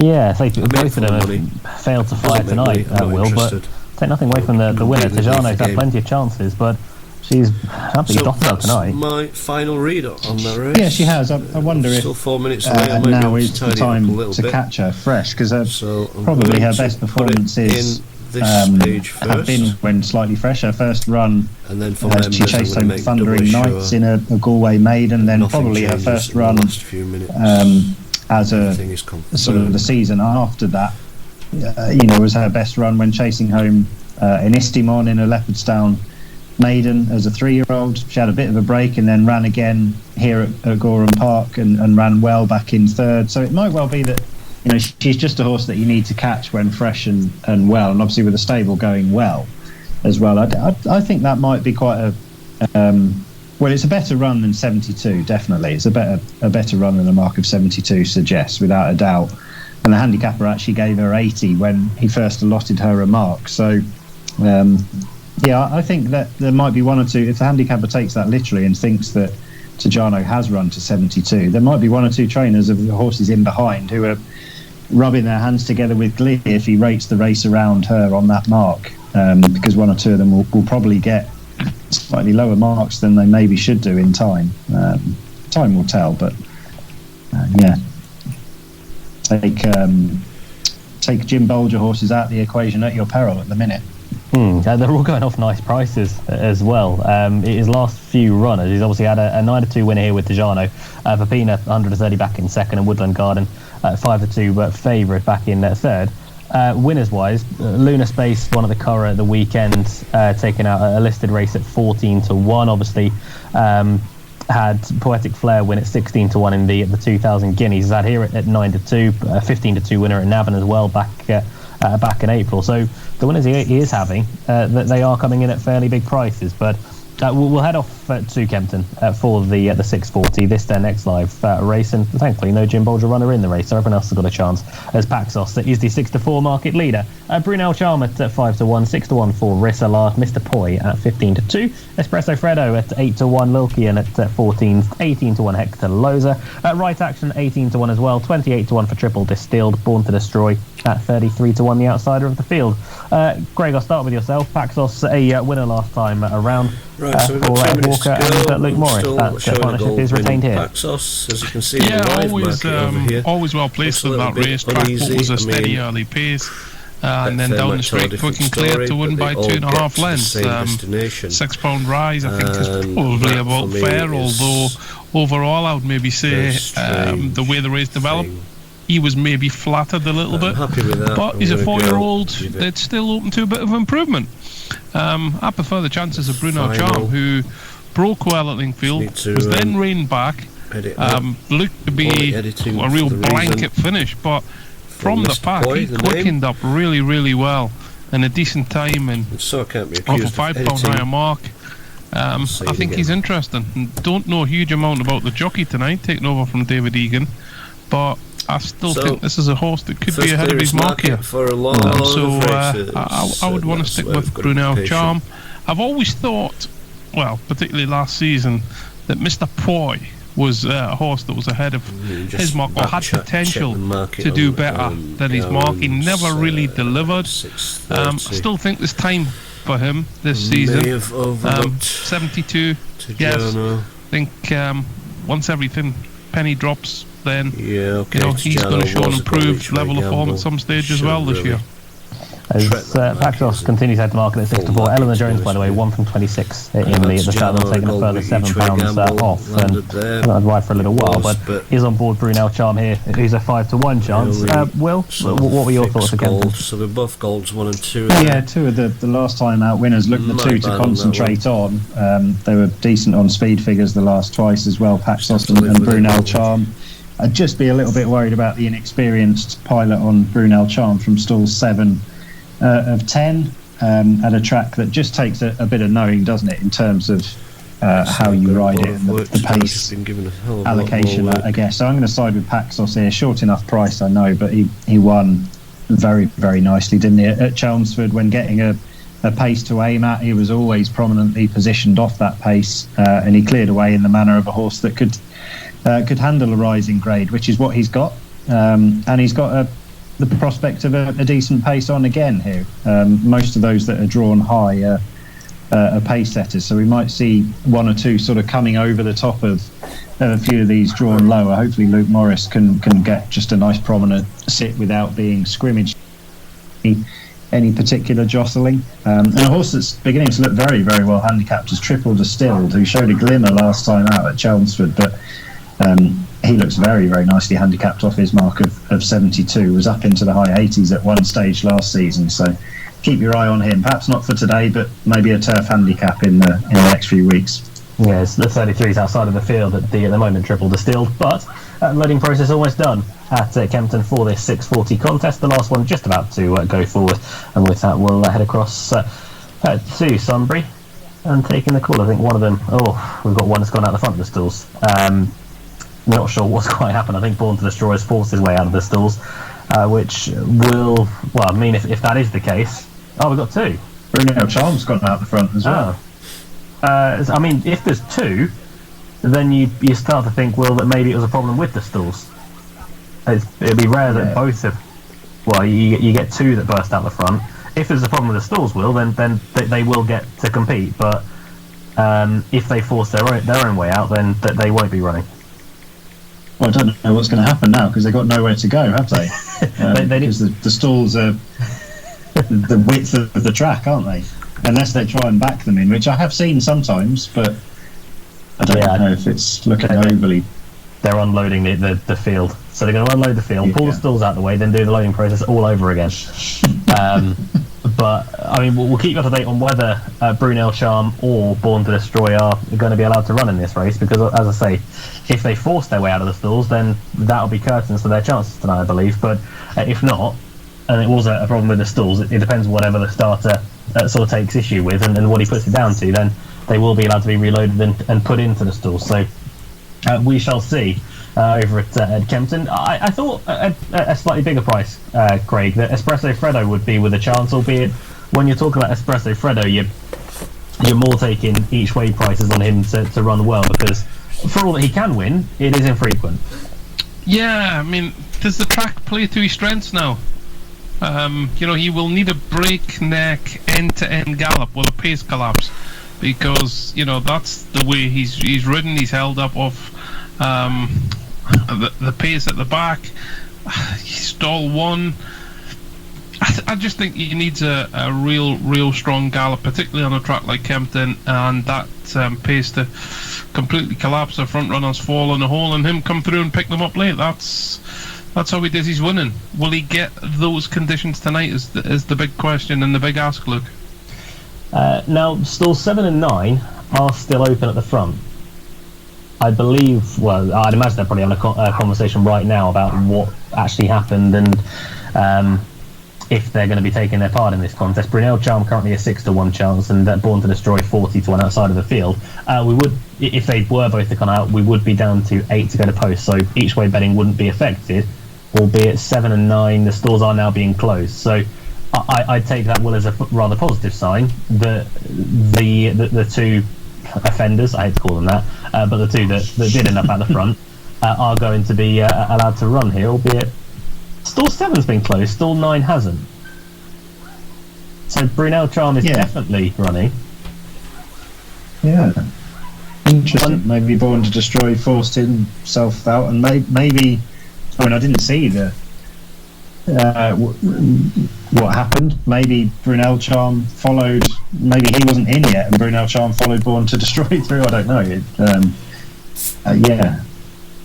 Puzzled if one has been closed and one hasn't.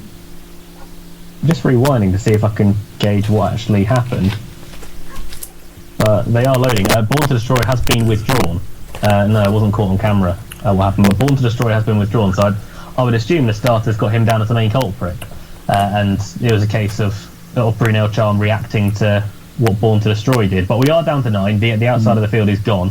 Born to Destroy, about 40-1 or so, is now a non-runner. So we are getting there over at Kempton. We'll be off to Fontwell shortly after this for the 650. Born to Destroy will not be running in this 640 contest as Brunel's Charm goes forward once again, and we are just about set over at Kempton for the 640, finally to take the call. Finding out now, so all in here at Kempton with the exception of Born to Destroy, who has been withdrawn, and we are ready now. It was withdrawn. They're racing for this Unibet Extra Place offers everyday handicap over 7. Lil Kia just outpaced early on, chased along. Brunel Charm is racing up enthusiastically towards the outside. Towards the inside, prominent 2 is Right Action in the light blue colours. They goes through the first furlong. Very deep is Hector Loza, brown and light blue colours. Then comes Risalat.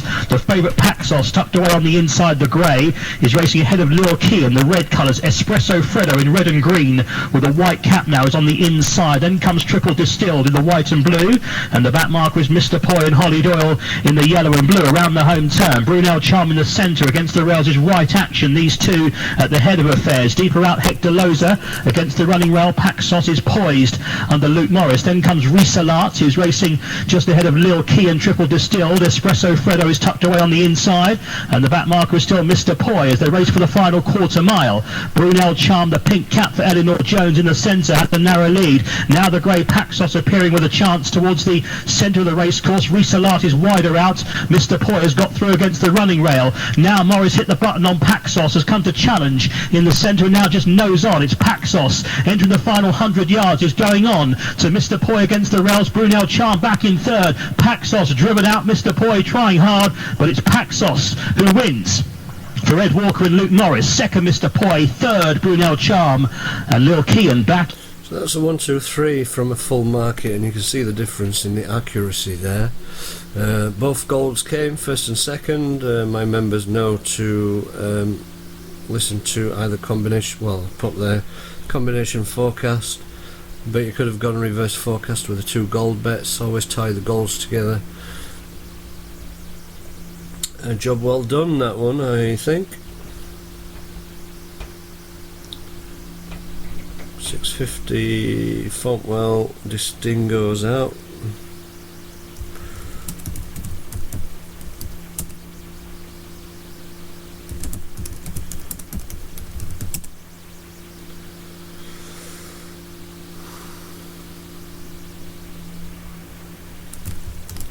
Weak on the 8, strong each way for Rookie Trader.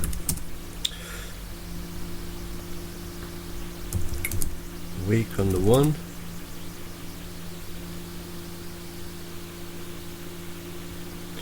Strong each way, Glaciers Peak. So we've got 2 strong ones there, but also an RG Gold. What the Butler saw might be a more powerful bet than the other 2 there. We might see a reverse gamble here. Course distance winner. Put it up in caps because it's a serious danger. Officially though, it has to be a no bet because we don't really know.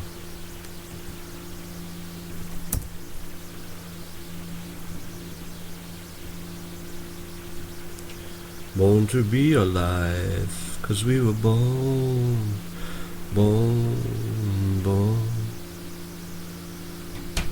to be alive. So, this is very, very strange. I'm just going to read this.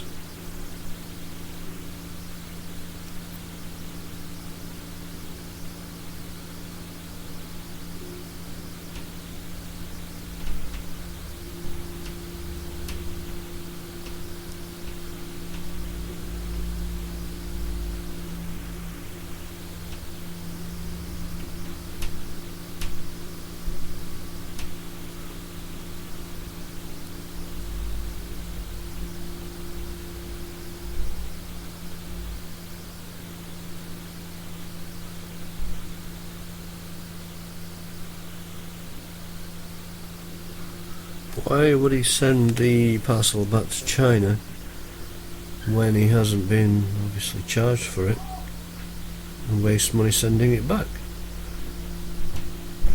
Huh? So I basically got a free pair. I don't see any charges for it anyway. Of sunglasses.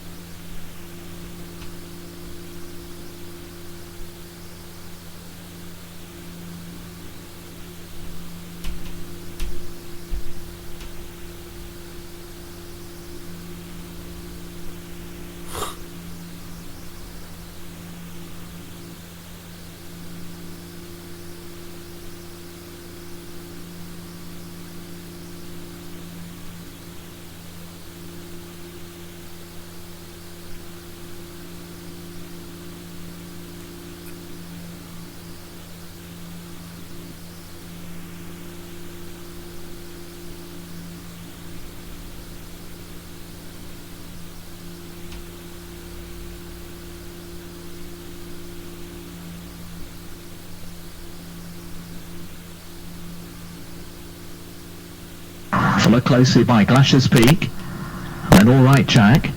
They complete the leading four from Percy Street and Fergus Gillard. Then Rookie Trainer and the back marker What the Butler saw now just getting a wake-up call in the final place. So just over a lap to go. Mystic Courts leading narrowly from Nicky Steele. Length and a half away and a close-up third. Glash's Peak out of All Right Jack. Then Percy Street, Rookie Trainer and What the Butler saw. Left-handed they race into the four now left to take. With the lead Mystic Court, but only shows by a neck. Two in second, Nicky Steele. Glash's Peak in third, All Right Jack fourth, then Percy Street, Rookie Trainer and What the Butler saw. Here is four from the finish. Mystic Court lands in front. For Nicky Steele in second, keeping this leader honest. To the length and a half away, Glash's Peak third, All Right Jack to his outside.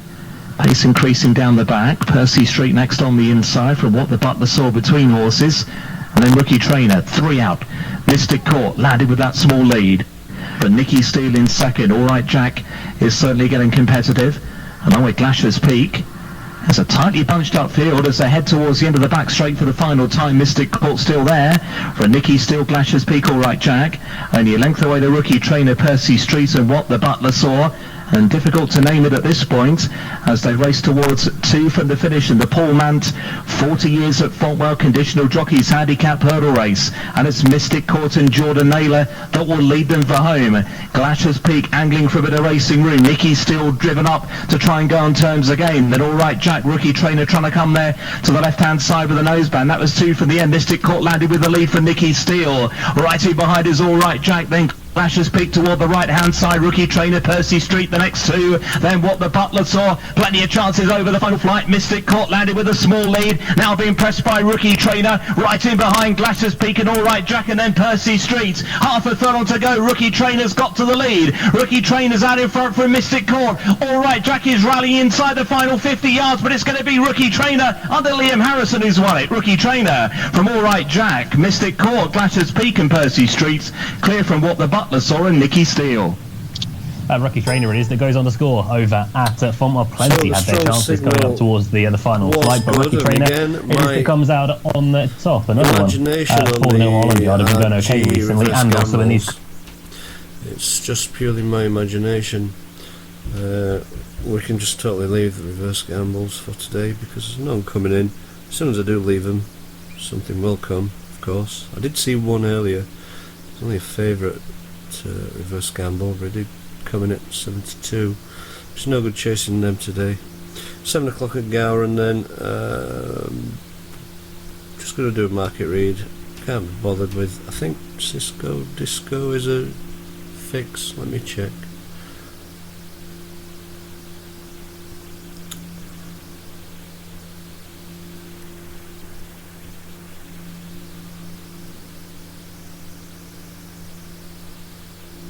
The minute I stop checking, the minute they come rolling in.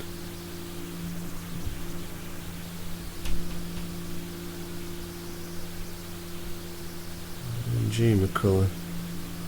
Right, could be a relation. Could be a relation. I must have missed a race there because I don't recall that. Bellex 1. Joint favourite code. Oh, this is yesterday's Gowran. Let's get today's up then.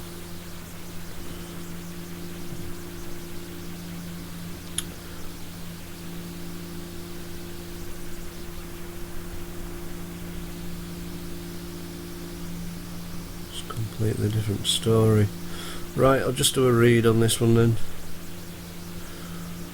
7 o'clock Gowran, Alabella.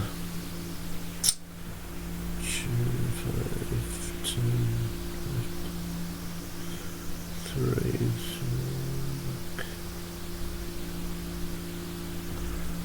okay. Alabella, strong, the wind side. Gold each way gamble. Black Cat Bobby.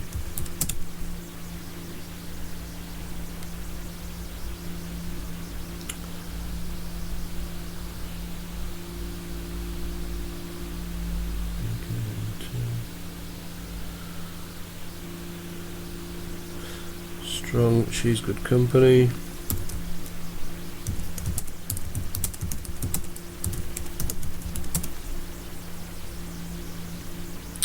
Two minutes away.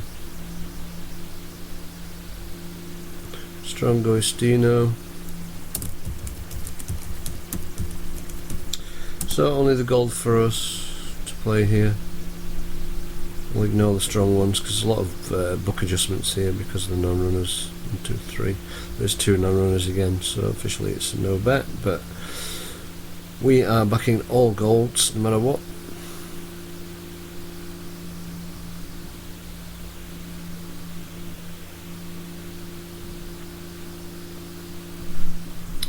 Yep, so we put that forward. So Bucky's worried about 4 of them, especially one of them, Gold Gamble.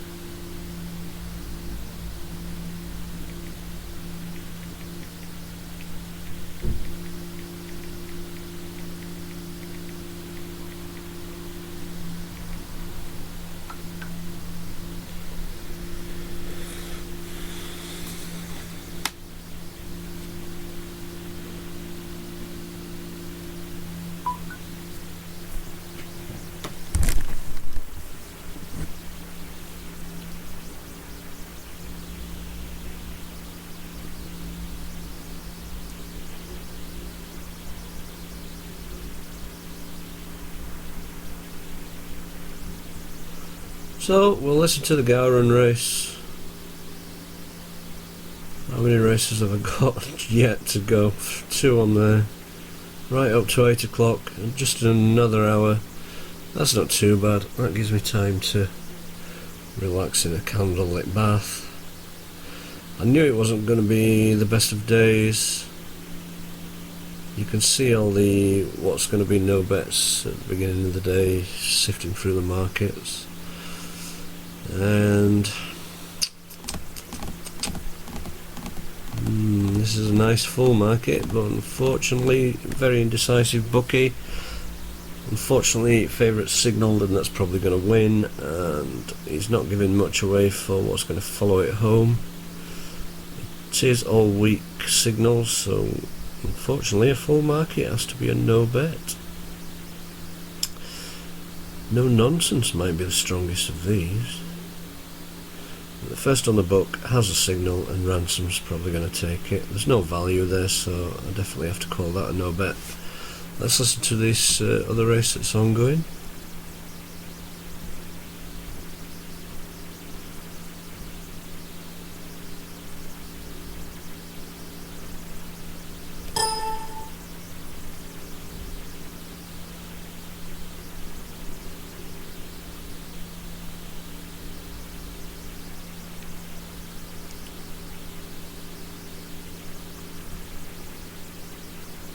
See if we can find a better William Hill radio station than this one.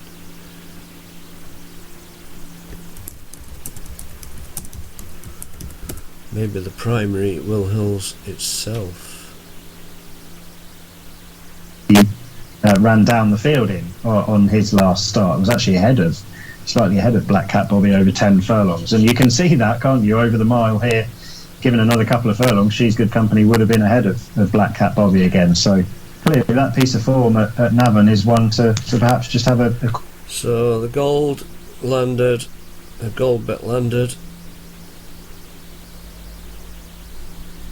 Gold each way, Black Cat Bobby, the one for us. We don't back these reverse gamble golds, by the way. Only gold on the top line of each read is where we're at. That's the market read. The rest are just different methods that I need to record, so you won't be backing those. You only back strong and the gold at the minute. One of my members is doing. So we've got Rookie Trainer there. Might have even got Galoshes placed. Nope. And Black Cat Bobby for the gold there. 7 o'clock at Gowran. Not many races to go now. I'm just gonna call, unless there's time yet for the market to change, but I can't see that much. 7:10. Kempton. Fave signalled, win.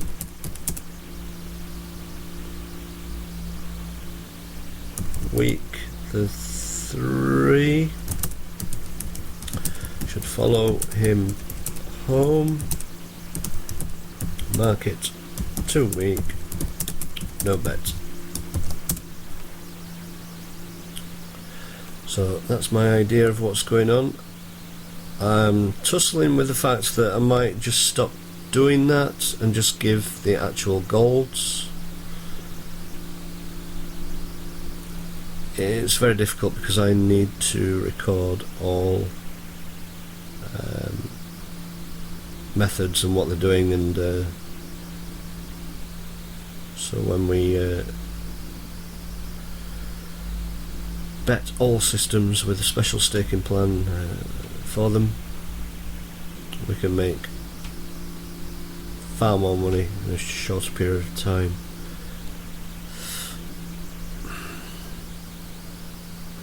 Right, so I don't think that's... If it is going to be a bet, I'm going to bring up the recorder, but I'm going to pause for now. I'm not really fussed about this race. We'll skip on to the 7:20, but I'll just leave this market on. So I think it's just going to be that. So just copy, put that forward for members.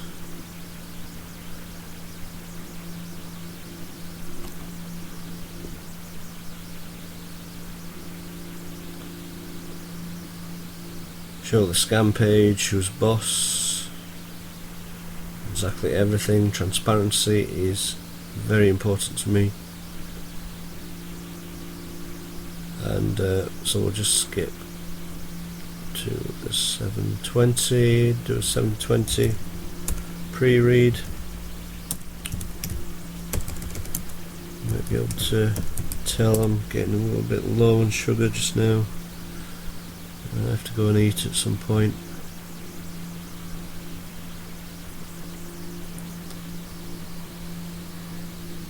Certainly you can lay episode here, I think. Let me just do some checking.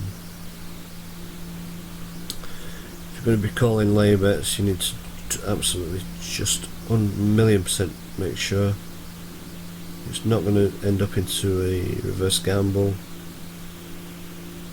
and it's very likely that it'll lose.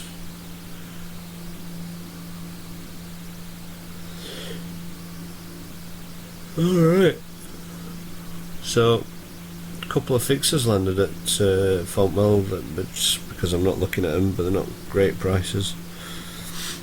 So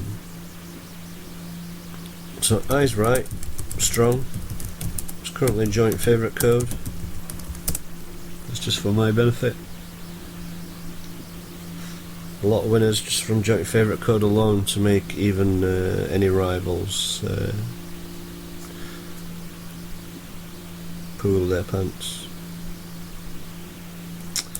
But weak on the one, I have to make sure that the I get these, just see the weak signals in case they do go strong, and I can't follow the market right to the end, and then if they do go strong, then I know that I've lost one that I should have had. Weak on the 6 as well. So Eyes Right, folks, Eyes Right. 720 Fontwell, but you know what?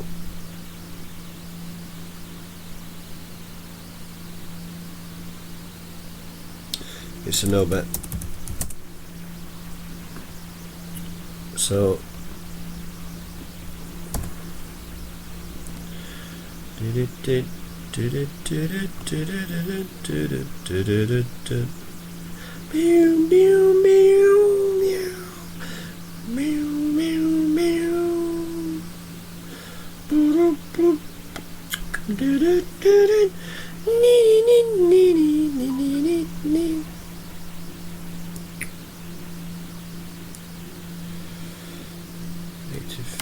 %.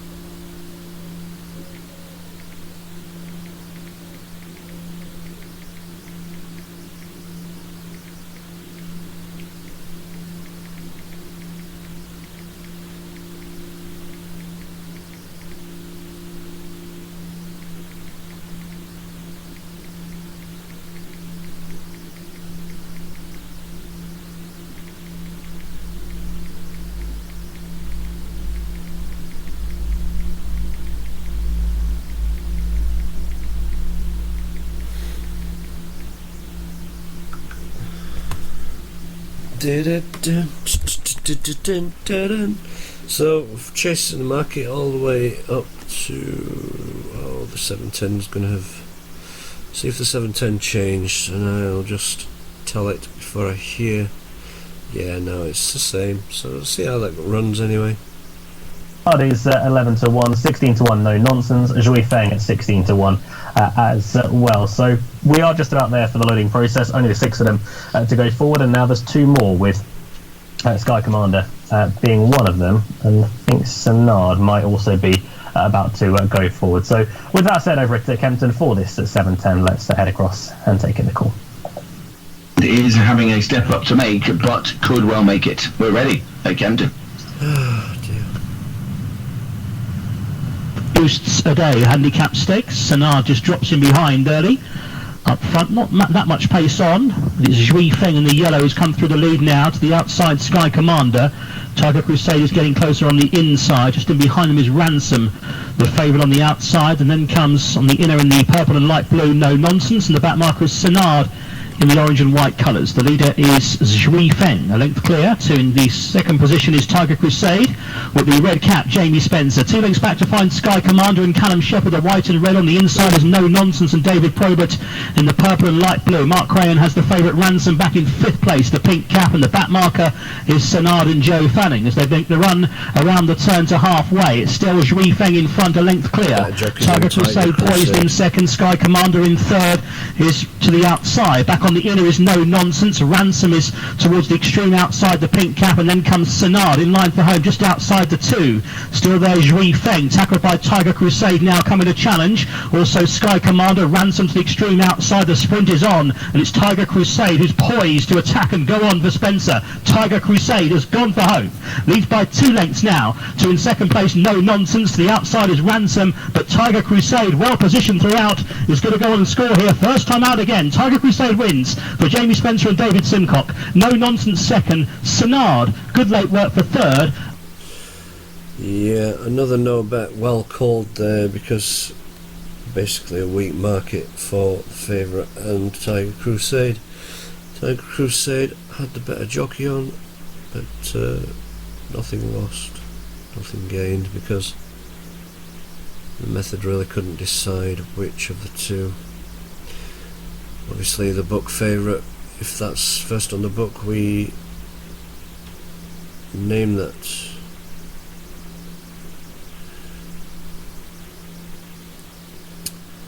As in first position.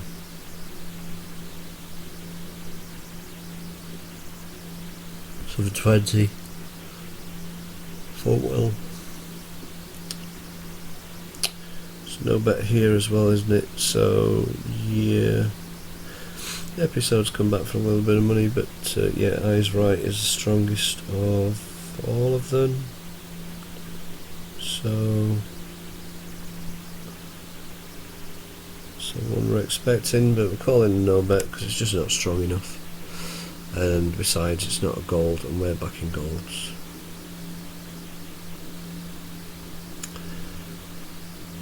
So I'm just gonna pause and we'll come back to that race, and I'll be reading next the 7:30 Gowran. I bet it's a big race as well. Oh yes. Oh yes. I think we've got a fix there running. Might as well fill in the time with something better than nothing.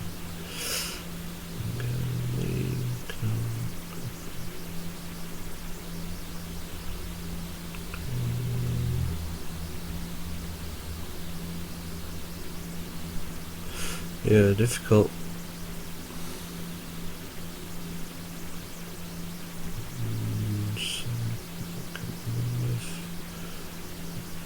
So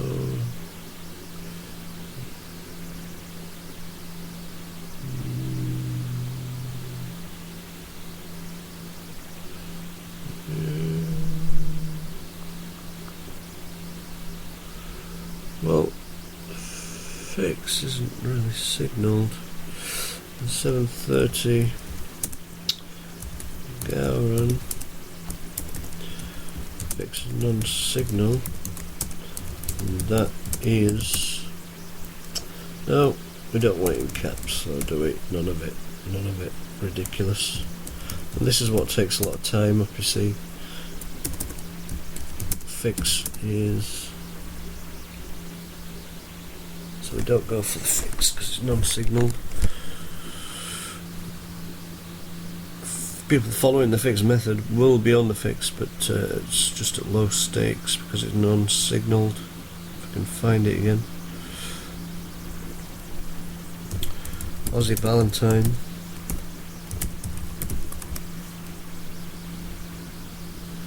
That's a big race to read. I'm just going to get comfortable and read this one.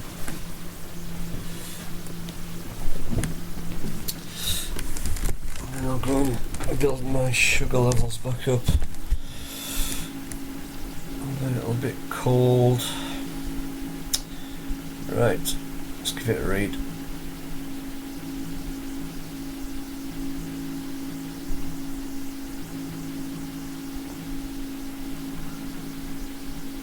It's going to be a 7:30 Garum. Okay. Just too early for the read anyway. A week on the favourite on the 3. Let's try which way Mulsal.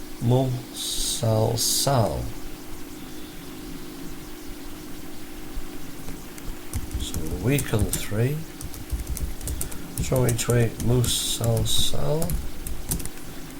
That's our primary.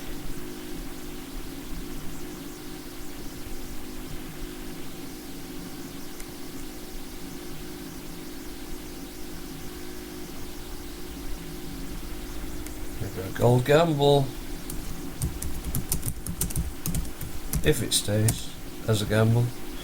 We do need to be reading this race at about 7:28, and then it'll confirm to members.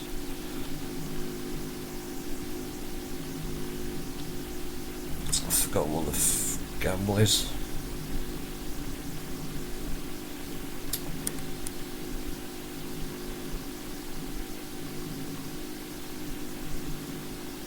Okay, so the gamble's Maccabian City. Nice price, 7-1. The gold, if it remains gold. Now I'm going to give it early to the other guys. I'm not going to update because they don't deserve it. I'm only showing off the method that absolutely destroys Lion Scum, Knights of Boom. Got 3 tips between them. When one goes out of form, because that's another excuse why tipsters have a losing run, out of form, they point to one of their other tipsters that's in form. Well, he's going to be in form, isn't he? Because he's between them. They've got 3 of the major triers in the race, so one of them is going to hit. And this is how they scam you. Not for long.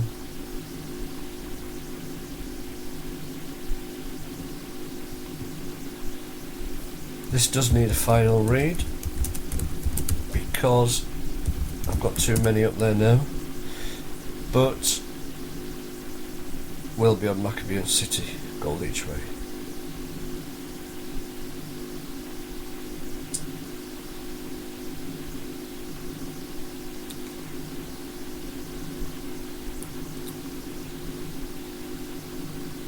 Yeah, I'm not interested in the rest, so I'm not reading the back of the market. There might be a reverse gamble in there, it's very unlikely. It is a full market. These are all reserves that weren't going to run, so it's quite a true market. It can change though in a few minutes. I'm just going to put it in now and update my members, but I won't update the scammers. I'm just showing off a bit for a couple of days just to show them who's boss, and then they'll never get information from me ever again. I know the time of day in this game.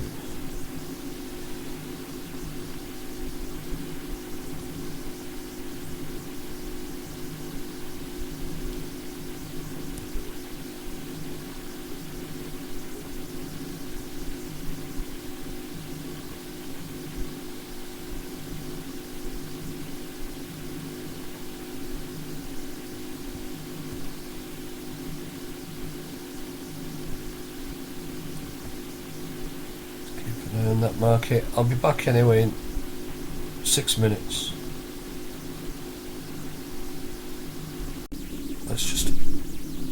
an update. Right, okay, so this has changed. Oh no, it did. I've just been reminded I've got a job to do for someone. Oh dear, never end.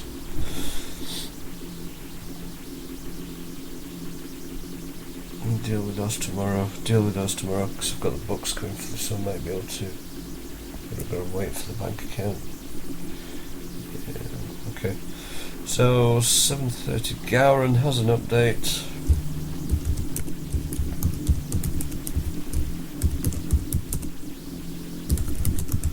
Goldwyn, Coil, nah. CO, Ain, it's close enough. Still a gold each way. Macaban, City. Okay. 2 golds in that race for us. Listen to the off, and then we'll plug it into the scan page.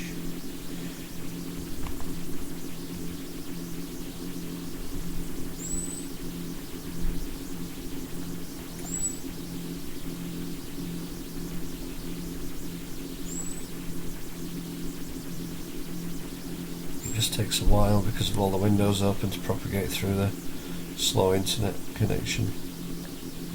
We just wait for that.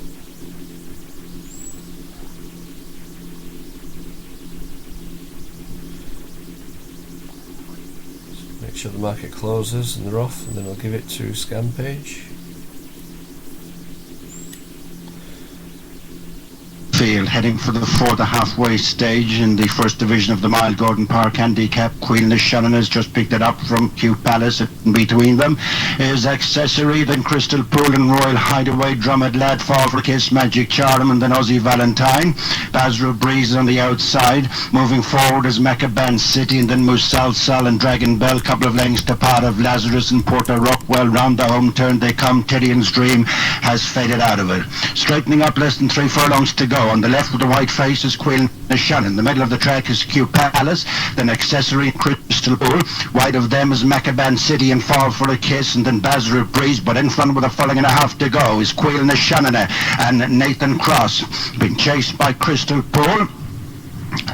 Heading inside the final furlong, it's Queen Shannon from Crystal Pool. It's these two clear from Moose South Sal and then Magic Charm, and running up to the finish, it's Queen Shannon from Crystal Pool getting there on the inside. At the finish, it is close. Crystal Pool might just have mugged Queen Shannon a gap to Moose South Sal and Magic Charm. That is tight over at Gordon. It looked for the majority of the straight that Queen Shannon was going to come home in front, but Crystal Pool has at least given herself a chance on the far side. The head was coming down at the right time, and on that freeze, it would look as if Crystal Pool has just about nutted Queen Shannon. It does look that way, doesn't it? If that is the absolute freeze frame on the line. It's a tricky enough angle at Gowran Park as well. Sometimes it can be quite hard to call instantly at the finish. So, yeah, naked eye and at real time, it looked as if Crystal Pool was the one that was finishing fast up that rail. Queen Shannon had maybe just done enough on the front end from stall 1, just got a little bit lit up when a few other horses tacked over from wider, and that's probably just left her vulnerable in the closing stages if she has been claimed by Crystal Pool, who was coming back to turf for the first time. Only had one turf start previous to this, and that came on fast ground here at Gowran Park. So, favourite might have won, but 2 goals down there. So not an amazing day on gold bets, really. I need to go and eat, so I'm going to do something that I should not do. Members should never back these if I put them too far ahead of the race, because it's before opening shows. But today nothing's really been changing, it's all been holding. Whoops. Well, this is changing. Single strong, Trinity Girls strong, Brute Force is strong. with 2 fixers in there, it's the time of night when the fixers are going to come storming in now, so this market's certainly going to change anyway. So like I say, if you go too early you won't get anything. You've really got to wait for opening shows, but I'm going to leave these. There's only 1, 2, 3 left, so I'm just going to put them all up front. So the 740, the 750 Fontwell. My member's gone, finished for the day, and this scam page deserves all it gets. So I'm just going to put anything, just read them now. I'm not bothered about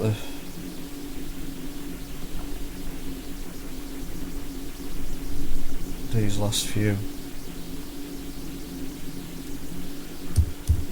Credo, strong, win side. There's a gold each way gamble for us here. This is what I'm saying.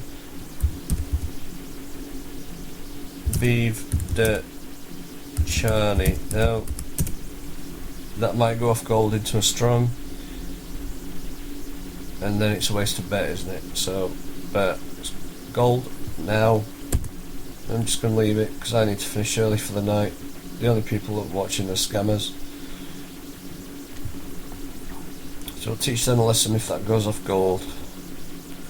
And then they'll say, "You're not as good as you say you are you?"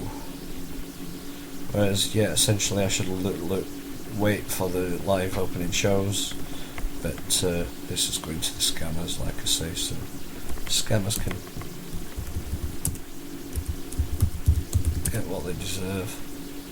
I think there's co-favourites of 4. I think there's a fix in there, you know. 8 o'clock Gowran. Gowran is the king of fix. Well, the Irish races are. I need to get this done. My blood sugar's too low. Starting to struggle to see as well.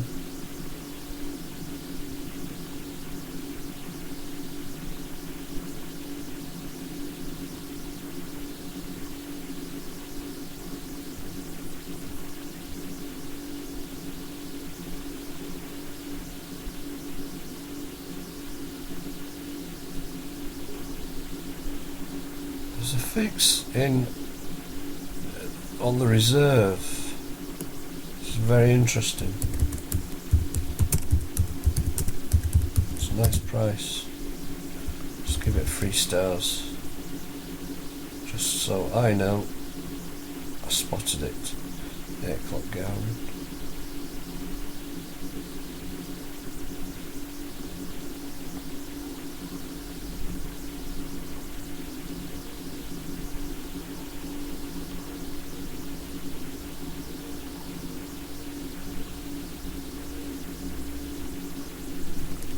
Fix not signal is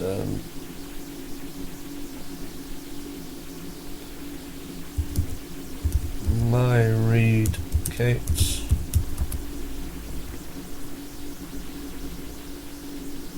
Holding me up this.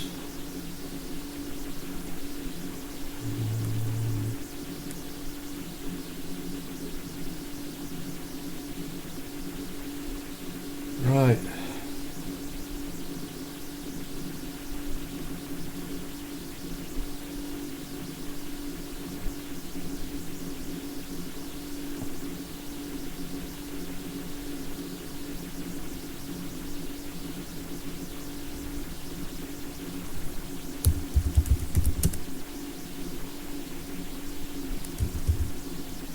Strong Duke West Beach.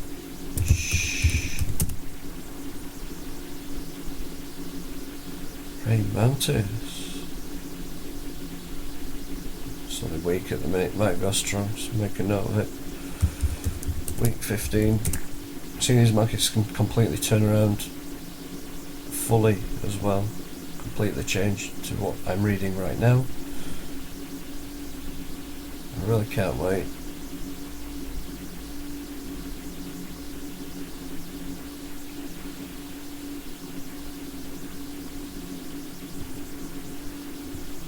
Gold gamble for us there.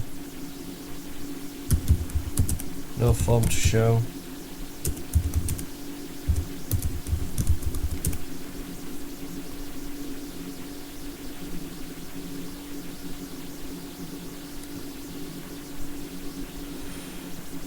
Yeah. So just a question mark over that dark design. With it being a fix, with it being a reserve, might come in for money, but it's not currently actually signalled. So I'm not going to look at the back end. That's reverse gambles. I'm not interested in them today. If they get through and win, then they get through and win. We're only interested in gold bets over the next few days. And then I officially record to a third party. I open up the website for everybody to come down to the page to either get tips like this, and it can only be on Facebook platform because only me can do it, or it's going to be WhatsApp. You need all your WhatsApp IDs, you have to add those. You get 3 weeks trial. If you don't take the subscription after the trial, then Adlines, that's done for you because you won't get a second chance, because I have to block people to stop them from getting free trials by IP address and computer IP. Right, just put that in.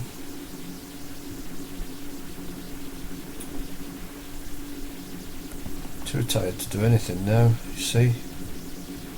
This is the only problem when I go live.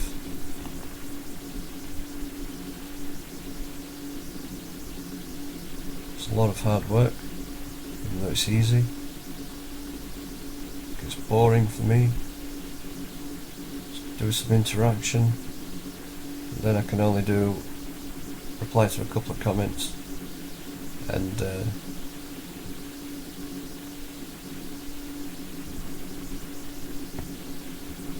see 8 o'clock and just read the 8:10 Kempton. Like I say, it can all change.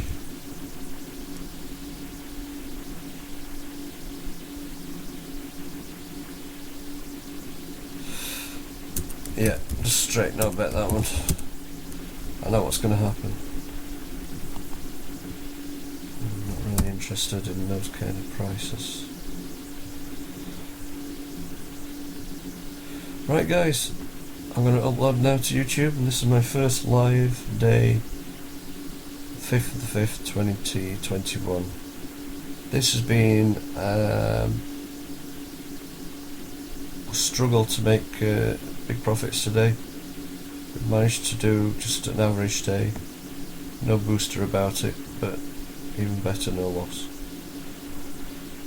Without further ado, I bid you good night, and you can check the results of the last 3 that I put in, and I'll know if there's been any changes to it. That could very well forecast, but Credo could beat Gold Gamble, Viva Deshani. Dark Chris is interesting there as well, Dark Design's interesting there. No surprise if Duskay Beach beats Dark Chris. Or Tommy the Heart's a nice price at 9-1. Might get a 1-2 there or a 1-3, you never know. So, good night all.